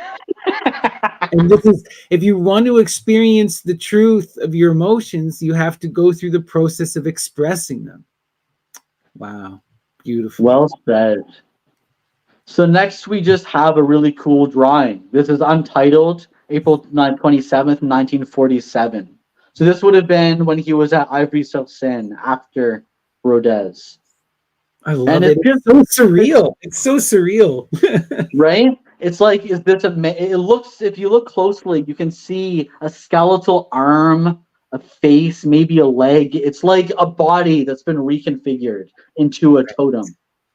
It's like you have these two gaping holes for the eyes. You kind of have a distorted face here of some kind of form, but then there's almost mechanical or wings, and like it's hard to tell what bones and oh wow, it's like all this different stuff mashed in together. And this like it's coming out of that burn too, right? Is this a burn mark? I don't think so. I think this is all just done with pencil. Okay. But he would draw so vigorously that it would perforate the page sometimes. Wow. And we have this noose or this lasso hanging down from the bottom, which is an image that will reappear in his last drawing that he creates, which we'll look at a little bit later. Oh, wow. So it's a lasso. Amazing. Yeah. The face quickly stops being an object to reproduce and becomes, on the sheet where Artaud forms hatchings, stripes, wrinkles, scrunching his pencil down until it breaks off, the very theater of a war from which he will emerge devastated, panting, and shrieking, with a truth never until then attained. In the portraits I drew, I tried above all not to forget the nose, the mouth, the ears, or the hair, but I tried to make the face that was speaking to me tell the secret of an old human history, which passes by as if dead in the mind of Ingres or of Holbein. This immediately just makes me think of Poe, because like if you read a story like Ligeia, when he's talking about that divine beauty, all he can remember about her is the face, right? Everything else, and her intelligence, nothing else matters. It's like they were husband and wife. He can't even remember her last name or where they met, but he can describe every detail of her face, you know? The face is a powerful image, which he sees drawing the human face as a war against image and form. Wow. So this next part's really cool. I'm just going to read the next few slides in sequence. She's describing the editor and author of this section, Paula Thevenet. She's describing him creating one of her portraits. So she says, I remember Artaud very well as he was doing my portrait in November and December of 1946. He had set his sheet of paper on the dining table and stood before it with many pencils in reserve, as always, in his jacket pocket. He had me seated across from him, but didn't force me not to move. Every now and then he would get completely absorbed in what he was doing, sweeping his pencil over the paper, or suddenly stopping his movement, jabbing it hard into the paper, or again squeezing his thumb against the page to give more nuance to the intensity of the blackened parts, shadowing the forehead, the cheeks, or the chin. Looking up from time to time to stare at me with his vivid blue eyes, whose eyelids he wrinkled to better discern the detail he was trying to isolate and wanted to bring to the fore. But he could also hum or joke, though without letting his mind wander. I saw him return insistently to one specific spot on my face, tinker with it, passing his pencil over and over the same spot, making it gleam like mica, erasing it, starting over again. This went on for several days. The result was surprising, magnificent, but terrifying. Artaud looks at me, looked again at his drawing, then again at me, and finally declared, I have given you the face of an old empire of barbarian times. And it was true. I am sorry not to be able to see that portrait again today. I have the impression that Artaud had shown an extraordinary prescience in it, and that his drawing revealed in advance the face that life was going to give me. Oh wow! So it was a prescient drawing. Yeah. We don't have this one, unfortunately. No, this one is lost to time, probably in a collection. We have Oh, another portrait that he's done of her when we get into the drawing section, which will be in just a couple slides. amazing. So just as in the ritual of the Terra Chimeras, the liver and spleen of the participant produced an alphabet to decode unrevealed mysteries, so the face produced signs, inscribed in its very dermis, that allow the draftsman, if he knows how to act as a poet, which is to say, as a seer, to read a destiny therein. And that is what Artaud does when he draws a face. He strips it bare, makes the most secret things it contains stand out, unveils it what it will be. My portraits are those I wanted to represent, they themselves wanted to be. It's their destiny I wanted to represent without worrying about anything other than a certain barbarity, yes, a certain unschooled cruelty. But who could find it amidst the species? Oh wow, that's so wild. Yeah. We'll jump ahead a few slides here because there's a lot. Okay. Let's go next one. So in every line that Artaud writes, every gesture that he makes, the reference to the theater is constant, even if only implicit. The operation he undertakes when he hurls one of those limbless faces into life is a theatrical act, which produces the undeniable dramatic power of his portraits. And it is no mere chance if when Pierre Loeb wishes to close the exhibition drawings and portraits with a reading of texts, Artaud writes in order to read as a prologue, Le théâtre et la science, where he affirms that the theater is this crucible of fire and true meat, where anatomically, through the trampling of bones, limbs, and syllables, bodies are remade, and the mythical act of making a body is presented physically and naked. Oh wow, I love that. That's amazing. Right? Really recognizing those mystery rites in that ancient theater. It's beautiful. When it comes to Artaud, how can we separate into genres, set limits to categories? Theater, poetry, writing, drawing are so inextricably mixed together, and even more so in the last 2 years of his life, that it isn't really possible to talk about writing without evoking drawing, or of the latter without theater or poetry cropping up. Because as he says, poetry is multiplicity turned up and sending forth flames. They are so devouring, these flames. The words fail when speaking of his very last drawings, these forests of intermingled faces, sometimes haunted by his own. His accumulated heads erected as totems, these landscapes constellated with eyes, syllables, or words of he peoples with dead women, of whom he makes living ones, and living ones who must pass through death in order to live. How evoke, how make one feel the violence or the shimmer of the blacks and grays he obtains with just his pencil alone and the flat of his thumb. Wow. Dead women of who he makes living ones, and living ones who must pass through death in order to live. Is that not speaking of Artaud himself? Is that Yeah, not Artaud? He had to die in the absolutely. silence to come forward as Artaud the Momo, the fool transformed as a magician. Absolutely. Right. His life became theater and he went through the mysteries. He was initiated multiple times and he was transformed by it. And as you said, he became the Momo. Wow. Exactly.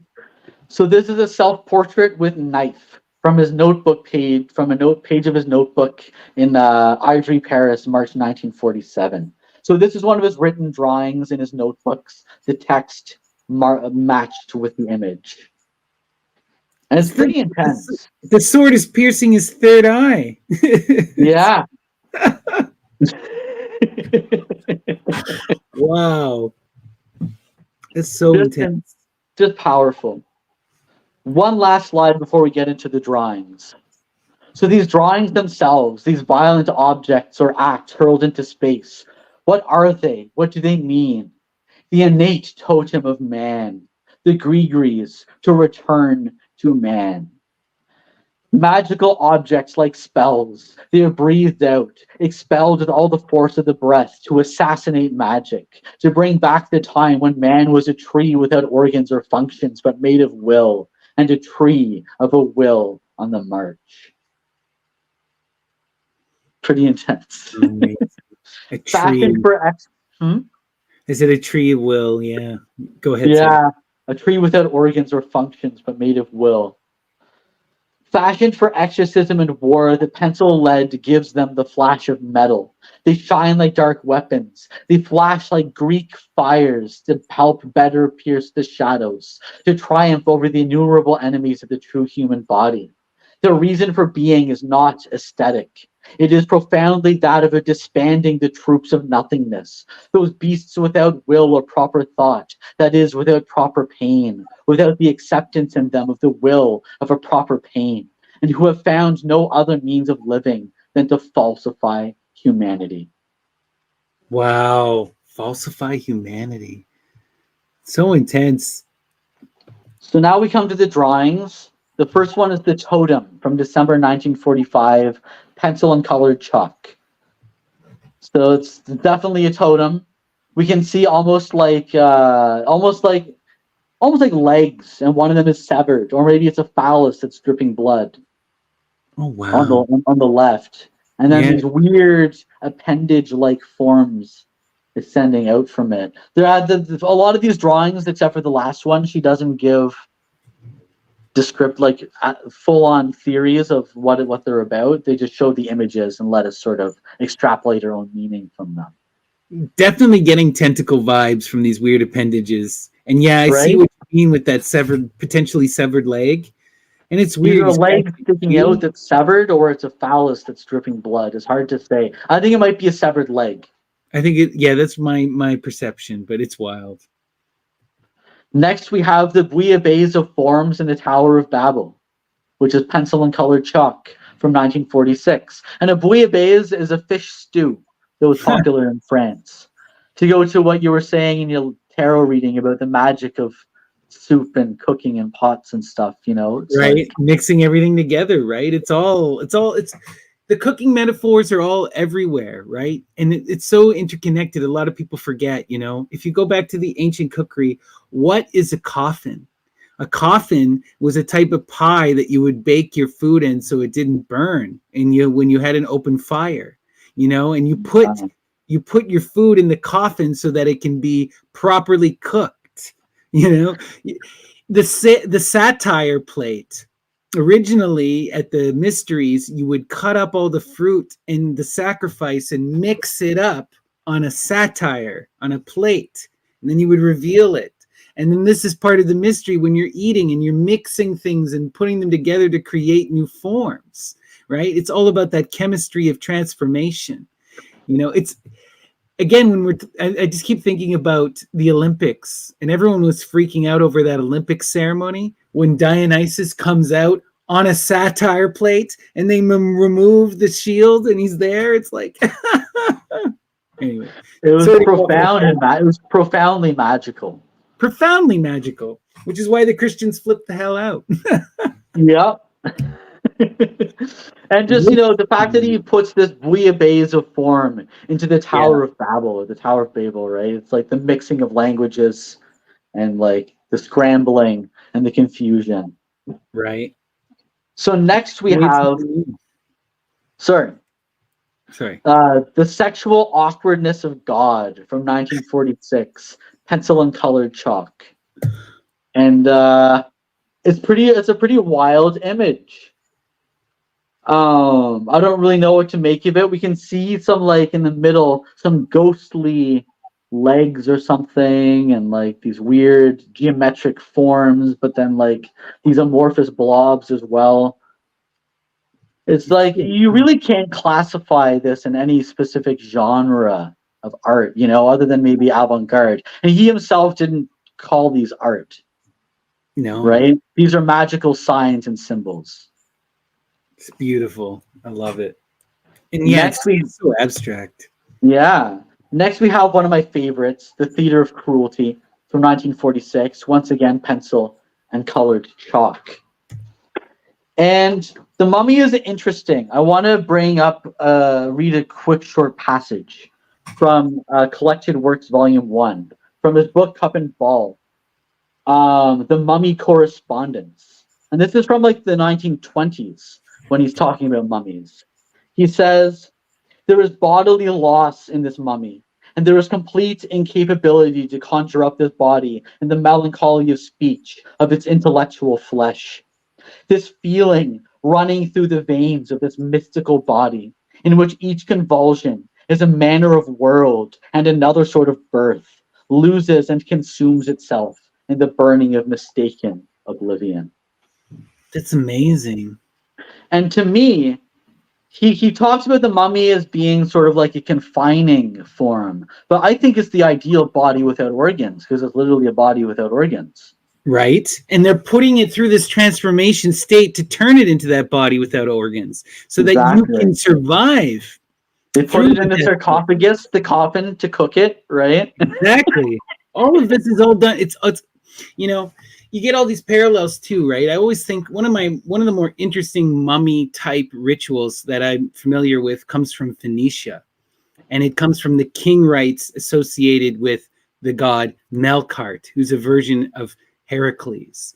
And in the Melkart rite, when they would every year when they had to redo these rituals to inter the king so that the king was legitimate upon the throne, and what they would do is they take him, shave him down with razors and make cuts on his body while they did this. Then they would cover him in this ointment, a magical ointment, then wrap him in the mummy wrap, okay? Except for his phallus, which would be erect because of the drugs, okay? Of course. And then they would intern him in this chamber, a death chamber, right? Where he would be fumigated in a bath of smoke while wrapped as the mummy. And then when everything lines up and that light of Venus could shine down into the temple complex, that's when the priestess would go in and she would mount him and ride the phallus. And the idea is when he orgasmed, he'd wake up and come back to life. And if he didn't, this would have to attack him and wake him up. And if he came back to life, he brought a divine child. He drew down the star and impregnated the priestess, and he went through the rites of death and rebirth. Absolutely wild. Right? Wow. So it makes me think of all this when I look at these mummy rites of transformation and of destroying and rebuilding the body, Yeah, totally. That's incredible. Amazing, eh? Yeah. So next we have the Inca, which is made with colored chalk from 1946. And I read in a notes in a different book that this is actually a self-portrait. Oh, wow. I can see it. A reimagining of him as an Incan warrior, and he's holding two shields. And then there's two shields on his legs. And this brings to mind the Four of Discs to me. Oh, yeah, totally. Building that foundation. And I think it's interesting. He has almost like webbed or bird-like feet. And he looks like he has two fish. That could be the symbol of Pisces. Wow. Oh, wow. Yeah, I didn't even notice that before. That's an interesting one. It's such a beautiful image. The yellows, the orange, the blues, and the reds. They're all just like so striking. The face is so striking. There's so much emotion in something so simple. The eye is just gazing from like this world beyond, Yeah, I love it. So next we have The Blue Head from 1946. The title was provided by Artaud in the list he drew up for an exhibit he put on when he was alive. Artaud told us that this drawing depicted a face he saw in a dream. It is probably one of the last drawings done in Rodez.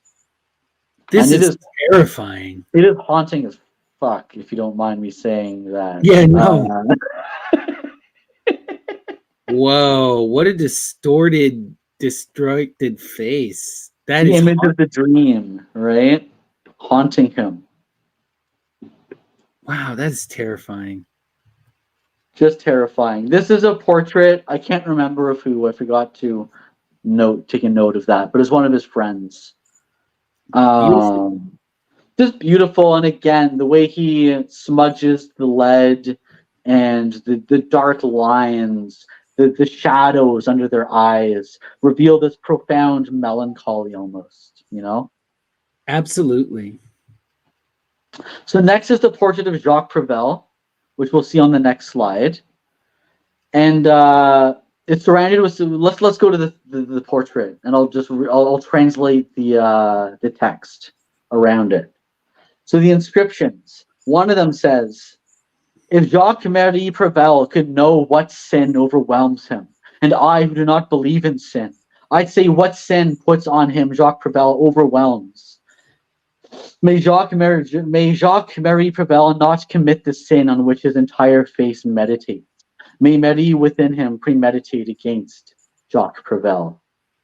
And then the inscription along the right side says, the broken androgen resumed and tempted the man, but tempted the woman at the same time, and Satan the madman is everywhere.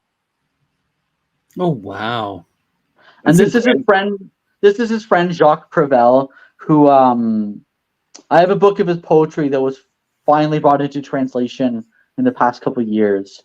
He was a close friend of Artaud in the last years of his life, and he kept a diary of all their interactions called In the Company of Antonin Artaud. And that's why I know about him. And then finally his poetry came into translation, and I was like, yes! And it's really damn good poetry. I highly recommend you seek it out. You shared some with me. It's great. We should definitely talk about him at some point on the show. We will. Amazing. So next, I don't remember who this is of either, but it is just profound. Like this aura that the face is emanating of blues and blacks, and then there's these intense layers of text that is overlapping. It's so wild. There's some eyes floating around in there as well. Right. It's pretty wild. Pretty wild. Looks like it's decaying, does it not? Like what? The face looks almost like she's decaying. Yeah. Decaying and then emitting this aura of like transformation. Right. It's wild. Next, we have a portrait of Paula Thevenet herself, the one who wrote the first section that we read. And we can see some strange totems and texts kind of floating around her. This isn't the one that she described him creating for her. This is a separate one. Still incredible. Next, we have a self-portrait.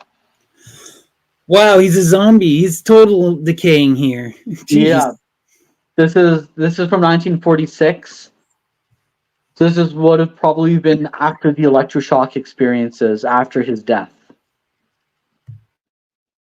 and rebirth. Next, we have another self-portrait. Just this weird mingling of forms. We have the hand making this sign, right? Yeah.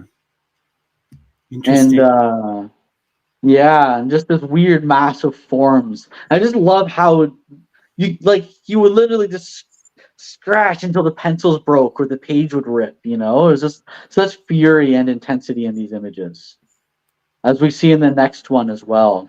Yeah, just all these faces mingling together in this montage of hell. I love this one. The faces are so incredible. There's so much worry in that on the old woman in the middle. I know. These two people are the same. The one here and then the one in the far left corner. Yeah, they have the same expression anyways. Right? It's interesting. A sense of like smug calm. Now we come to my all-time favorite drawing by Artaud. And I will read the next few slides or a description of it, so I'll read them while we look at the image. So this is the projection of the true body. The last drawing he finished around the beginning of 1948, which is also the only one from this period in which he used colored chalk, and one of the very rare ones where the sheet is used horizontally. You'll notice all the other ones were like vertical portraits. I've looked at it closely hundreds and hundreds of times without noticing it was signed at the bottom right and dated November 18th, 1946. And that is because the date and above all the signature are largely covered over, as if hidden by the colored drawing itself, and thus prior to it. This must have been originally a pencil drawing, left aside for unknown reasons, and then picked up and worked again over for several months.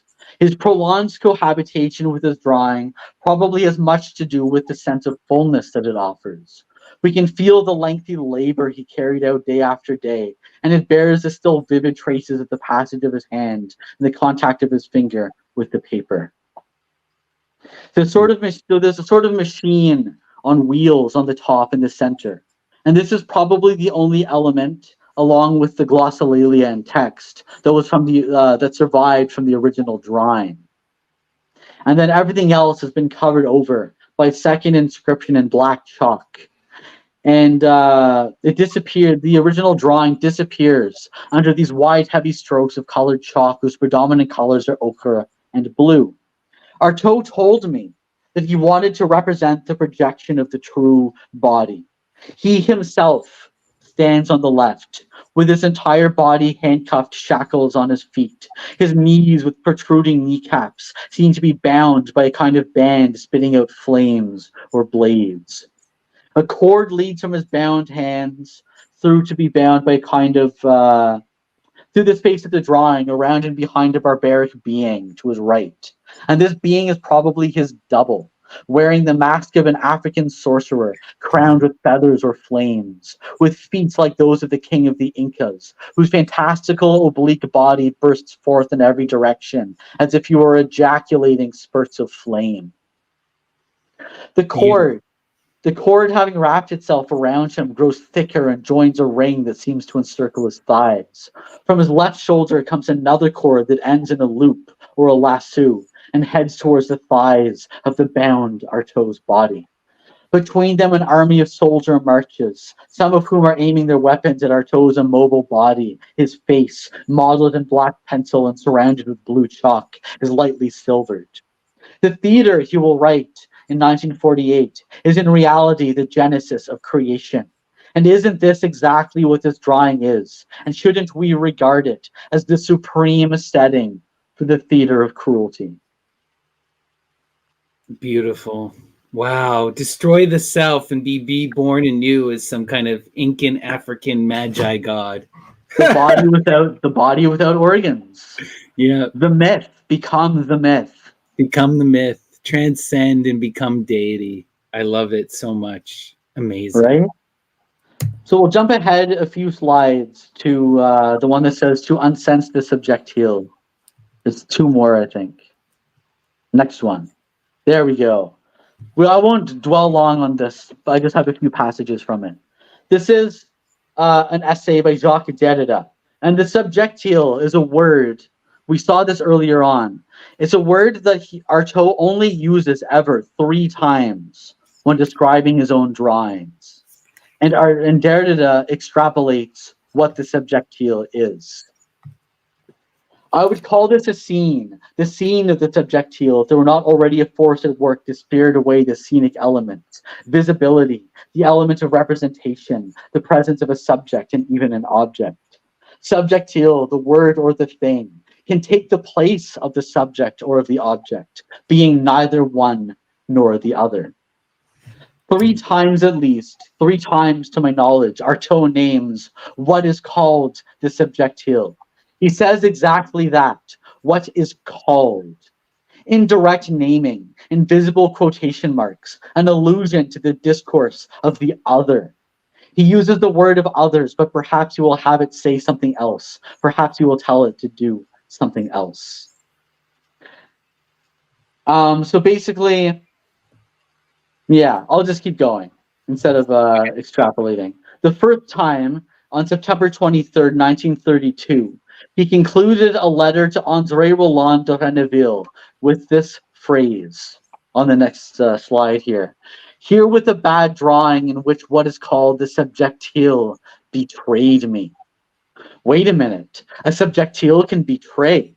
And let's be careful here. When Artaud evaluates his paintings or his drawings, when he badmouths them, i.e. a bad drawing, what it is that is bad remains to be interpreted.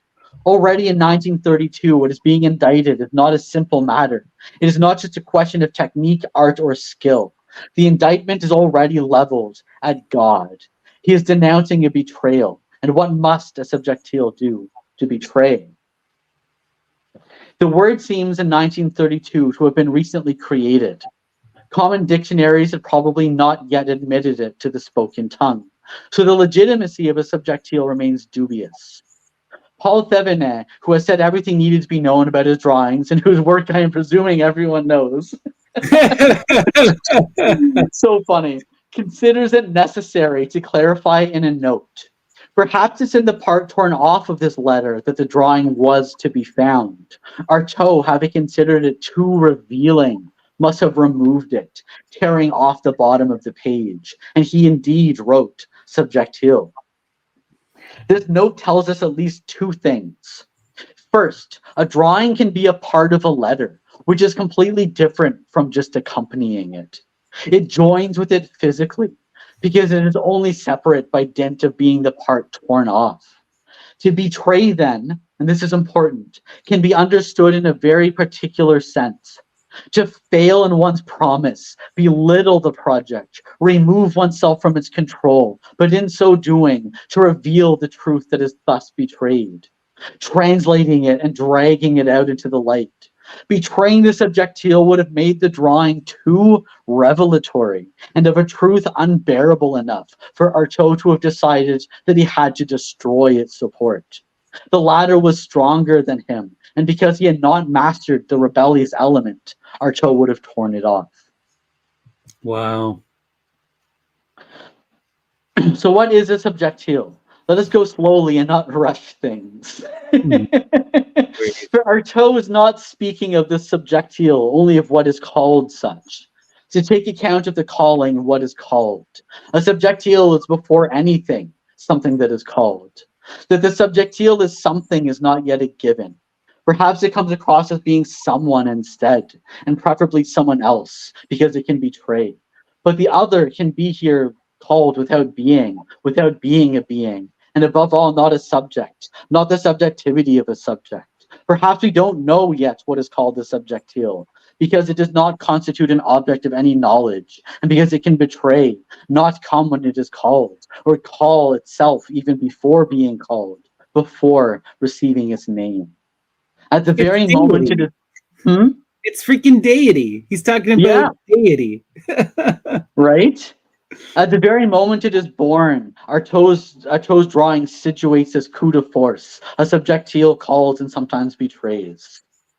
And what's now next, this is important because after this was published for the 2019 edition, Derrida, before his death, came to a revelation with Paul Thevenet, which is on the next slide. Paul Thevenet has given me a text she just discovered. This would be in the early 2000s. Evidence suggests that Artaud had read it, and the word subjectile appears in it 3 times. Weird, because Artaud talks about the subjectile 3 times. It is an article that Tristan Klingsor devoted to Pierre Bonnard in 1921.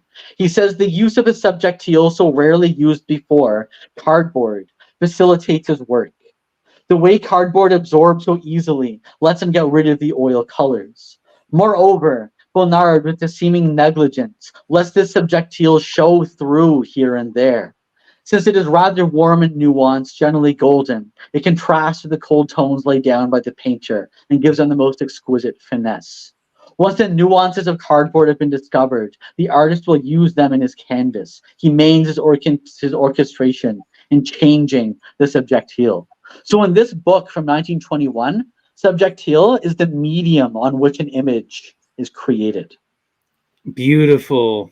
And that's Wow. what the common definition now is of the subjectile. But to Artaud, it is much more than this. Right. So about the subjectile, we would have to write what is untranslatable. To write according to the new phrasing, but discreetly, for resistance to translation when it is deliberate, noisy, spectacular. We already know it has been repatriated. In truth, its secret should only be shared with the translator. Oh wow. The Crazy. material, the unique body of the work in its first event, at its moment of birth, which cannot be repeated, which is as distinct from the form as from the meaning, the representation, here again defies translation. Unless it is taken over bodily and intact, like a foreign substance, it will never be transported into another language.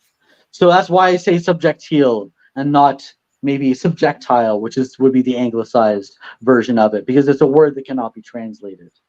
It makes me think so much of a lot of the stuff that Ammon talks about with the mysteries and having to learn the language and going back to these, the form is present in the language itself, right?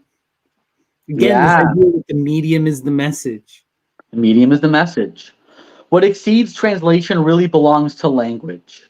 Two, what so drastically exceeds linguistic transfer remains, on the contrary, foreign to language as an element of the discourse. And three, the word subjectile is itself a subjectile. Oh, you gotta love it. At the moment of speaking, the so-called maternal language, I remember the last stop of the subjectile, the ultimate occurrence of the word in the hand of Artaud. Father and mother are not far off. Artaud said, the figures on the inert page said nothing under my hand.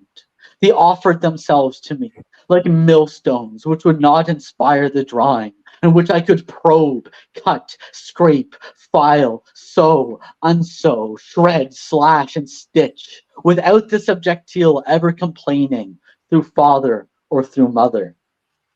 We were wondering just a moment ago how subjectile, how the untranslatable can betray. What must it have become now in this return of the word 15 years later, to never complain through father or mother, at the moment where I am attacking its unresisting body with so many coups de force and in so many ways, giving myself up to it in order to operate on it, when the surgeon that I am demands to probe, cut, drape, file, sew, unsew, shred, slash, and stitch. What happened in the interval of 1932 to 1947? Something, an event, once on such and such a date. And he says, this is part of a longer passage that I'll read from this book here. It is from his passage, The Human Face. And since a certain day, in October 1939, I have not written any more without drawing as well. But what I draw are no longer subjects from art transposed from imagination to paper. They are not effective figures. They're gestures, a verb, a grammar, an arithmetic, a whole Kabbalah, and one that shits to the other, one that shits on the other. No drawing, I'm just reading from my book here. Okay. No drawing done on paper is a drawing, the interrogation of a straight sensibility. The drawing is a machine which has breath. It was first a machine which at the same time has breath, and it is a search for a lost world. So I would say what happened to him that would change his perspective of the subjectile. The subjectile no longer betrays him. He has mastered the subjectile. Is his death. Right. His death in the asylum, right? He died and was reborn, literally. And that forever changed his perspective of everything. To no longer have to transpose or to translate. We'll jump to the next slide. Okay. The subjectile itself between two places. It has two situations. As the support of a representation, it is the subject which has become a gisant, or laid out, spread out, stretched out, inert, neutral. But it doesn't fall out like this if it is not abandoned to this downfall or this dejection. It can still be of interest for itself and not for its representation, for what it represents or the representation it bears. It is then treated otherwise, as that which participates in the forceful throwing or casting but also as what has to be traversed, pierced, penetrated in order to have done with the screen. That is the inert supportive representation. So Wow. not only is it the idea, it's not just the idea, it is not just the expression of the idea, it is not just the medium on which the idea is expressed. It is all of these things, and yet it is none of them. Right? It is the ideal. It's deity. It's It is spirit. the it is the other. He Yep. described it as the other. Amazing. The other. Wow. After having it traversed, passing through to the other side, after having exploded the wall of the problem, as he says in his work Fiends and Tortures. I hasten to quote these words in this work so as to insist that we will never hear anything about the subjectile without having the fiend and the torture resound in it, and without reading the pages that bear this title. Wow. The subjectile resists. It has to resist. Sometimes it resists too much, sometimes not enough. It must resist in order to be treated finally as itself, and not as the support or the fiend of something else, the surface or the subservient substratum of a representation. This latter has to be traversed in the direction of the subjectile. But inversely, the subjectile, a screen or support for representation, must be traversed by the projectile. We have to pass beneath the one that is already beneath. Its inert body must not resist too much. If it does, it has to be mistreated and violently attacked. We will come to blows with it. Then neither nor of the subjectile, neither subservient nor dominating, situates the place of a double constraint, and this way becomes unrepresentable. It is Wow. neither object nor subject, neither screen nor projectile, but the subjectile can become all of that, stabilizing itself in a certain form or moving about in another. But the drama of its own becoming always oscillates between the intrusivity of Gestural and the transivity of Gestural, in what I will call the conjecture of both. I think Gestural is like laying down. Yeah, for sure. I'm stretched. In the first case, I'm stretched out, lying down in my bed, brought down, brought low, without life. I am where I have been thrown. This is the situation of the subject, or the subjectile. They're thrown beneath. In the second case, I throw something, a projectile, stones, a firebrand, seed ejaculated, or dice. At the same time, and because I've thrown something, I can have lifted it or founded it. I lay down foundations. I institute by throwing out something. The subjectile does not throw out anything, but it has been laid down and even founded. A foundation in its turn can thus found, sustain a construction, and serve as a support. This is such deep magic here because when you're talking about those foundations, right? This is what the muses do. What does the muse do? It teaches you how to build that foundation. It gives you that foundational ideal that allows you to generate and move through the cycles of death and rebirth.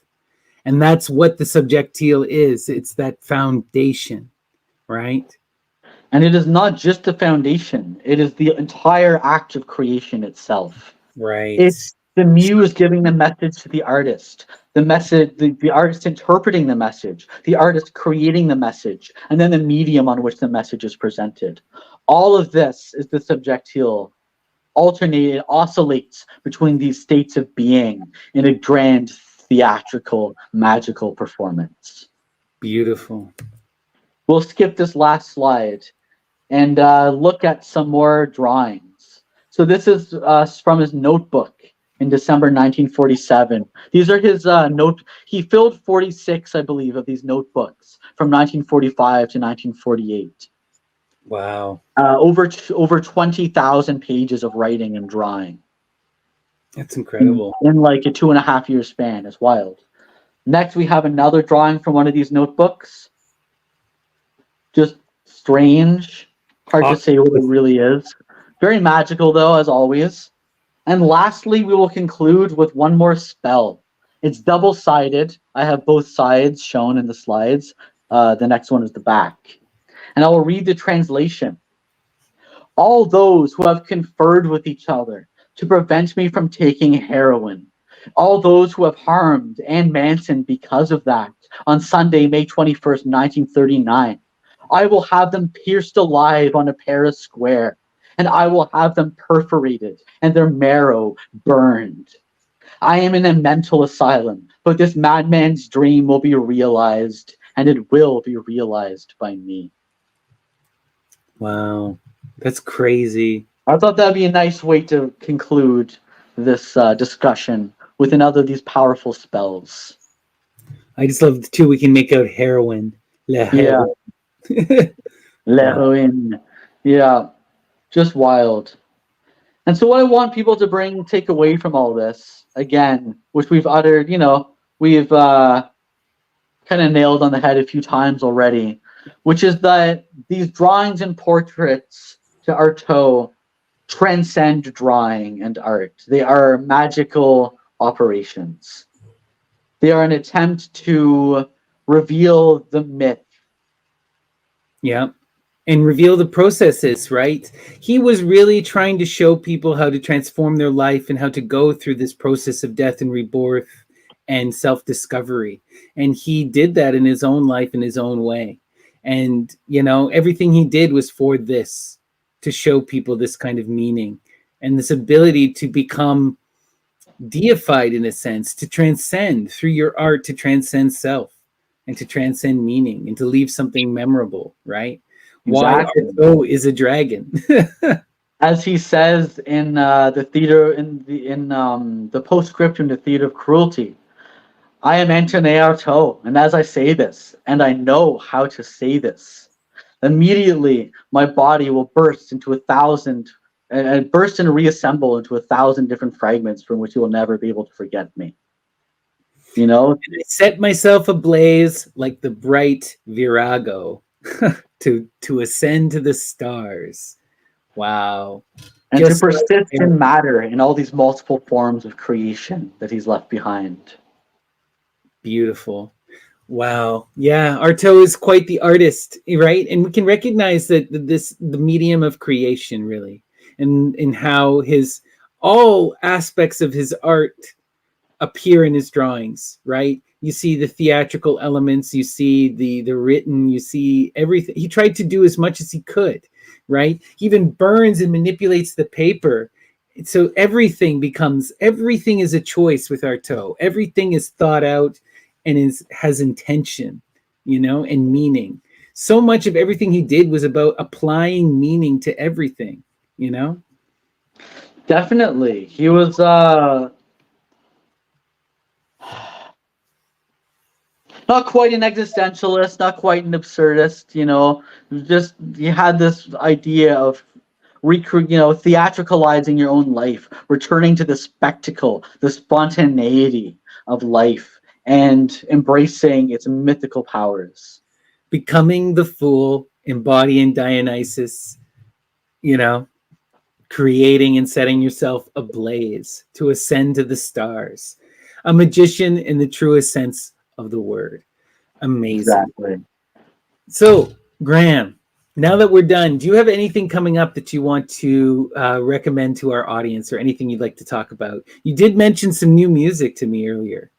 Yeah, so on Thursday, I recorded and released 2 short songs on my Bandcamp, grahamquinn.bandcamp.com, and it's called The Scraping, and it's 2 short tracks that flow into each other, and I had a lot of fun making them, so I put them up for free, and you can listen to them, you can download them, and enjoy them, hopefully. And you also have you've decided now to release your graphic novel on your own, and you're currently working on getting that released. What's the timeline for your graphic novel? Yeah, so I decided ultimately to go against working with Syrup Moose for a variety of reasons. I respect him and his work, but I decided I've been alone for so long that I want to continue forging my own path. And I'm in the process of redrawing 1 or 2 scenes, and then I have to transfer it all digitally. But my ultimate release date is January 2025 now. Amazing. So everyone, make sure. Go ahead, sir. I'm saying that's the set date. You can pre-order it now. It's going to be ready, and it's up on my site. Yeah, so everyone go check out the description. You'll find Graham's link tree where you can find links to his Bandcamp as well as to his publication house, thingsinmychest.com. And you can pre-order his graphic novel, and you can even get the accompanying audio that he made. He released an album to accompany it as well. Yes. And if you want to see a preview for the graphic novel, a few months back, Graham and I did a deep dive into it, which was a lot of fun. So amazing stuff. And next week, we're going to come back and we're going to be talking about one of my all-time favorite poets, Hilda Doolittle, HD, a true magician, absolutely. And we're going to look at one of her more interesting works, something that doesn't get a lot talked about. She's mostly seen as one of these imagist poets, and a lot of is made of her earlier career or the stuff that she wrote with her lover and partner Breyer during World War II.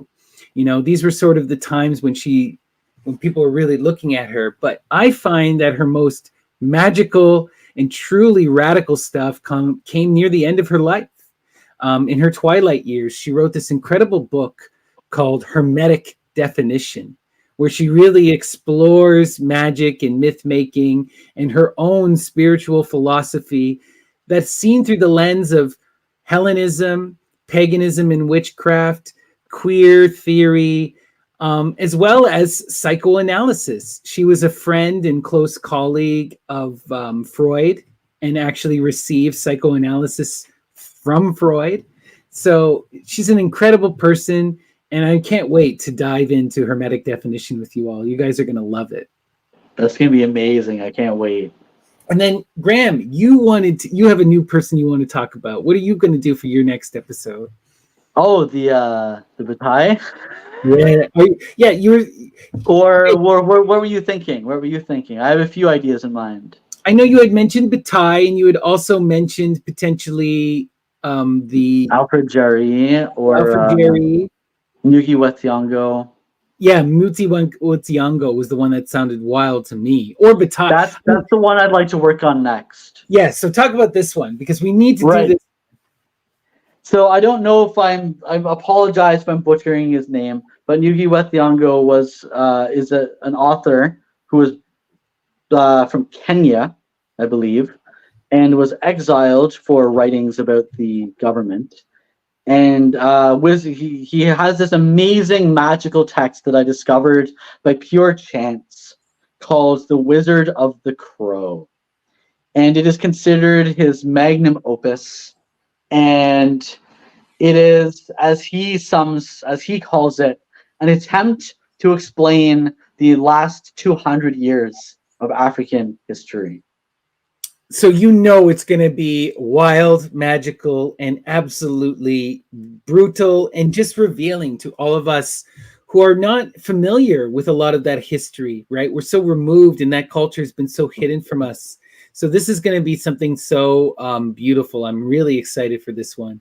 It's going to take me a while to have it ready, but it's a long text. It's like 700 pages. So I need to find a way to summarize it and just find a few select beautiful passages that will, shed some light on the work.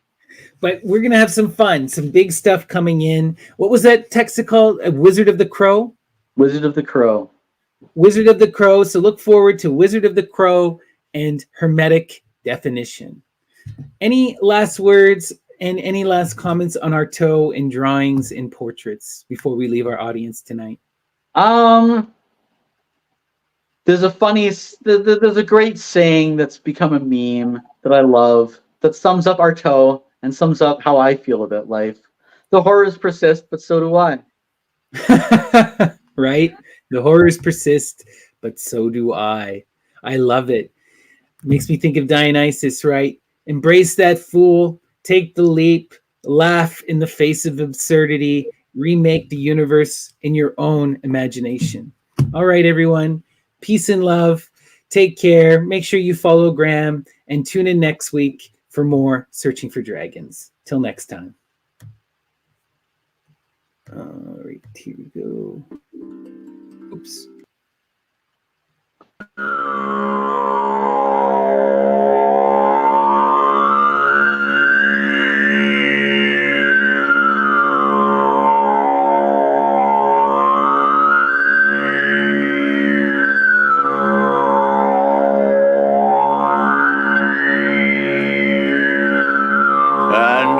wondered who his master could be, and I pressed my eye eagerly to the grave.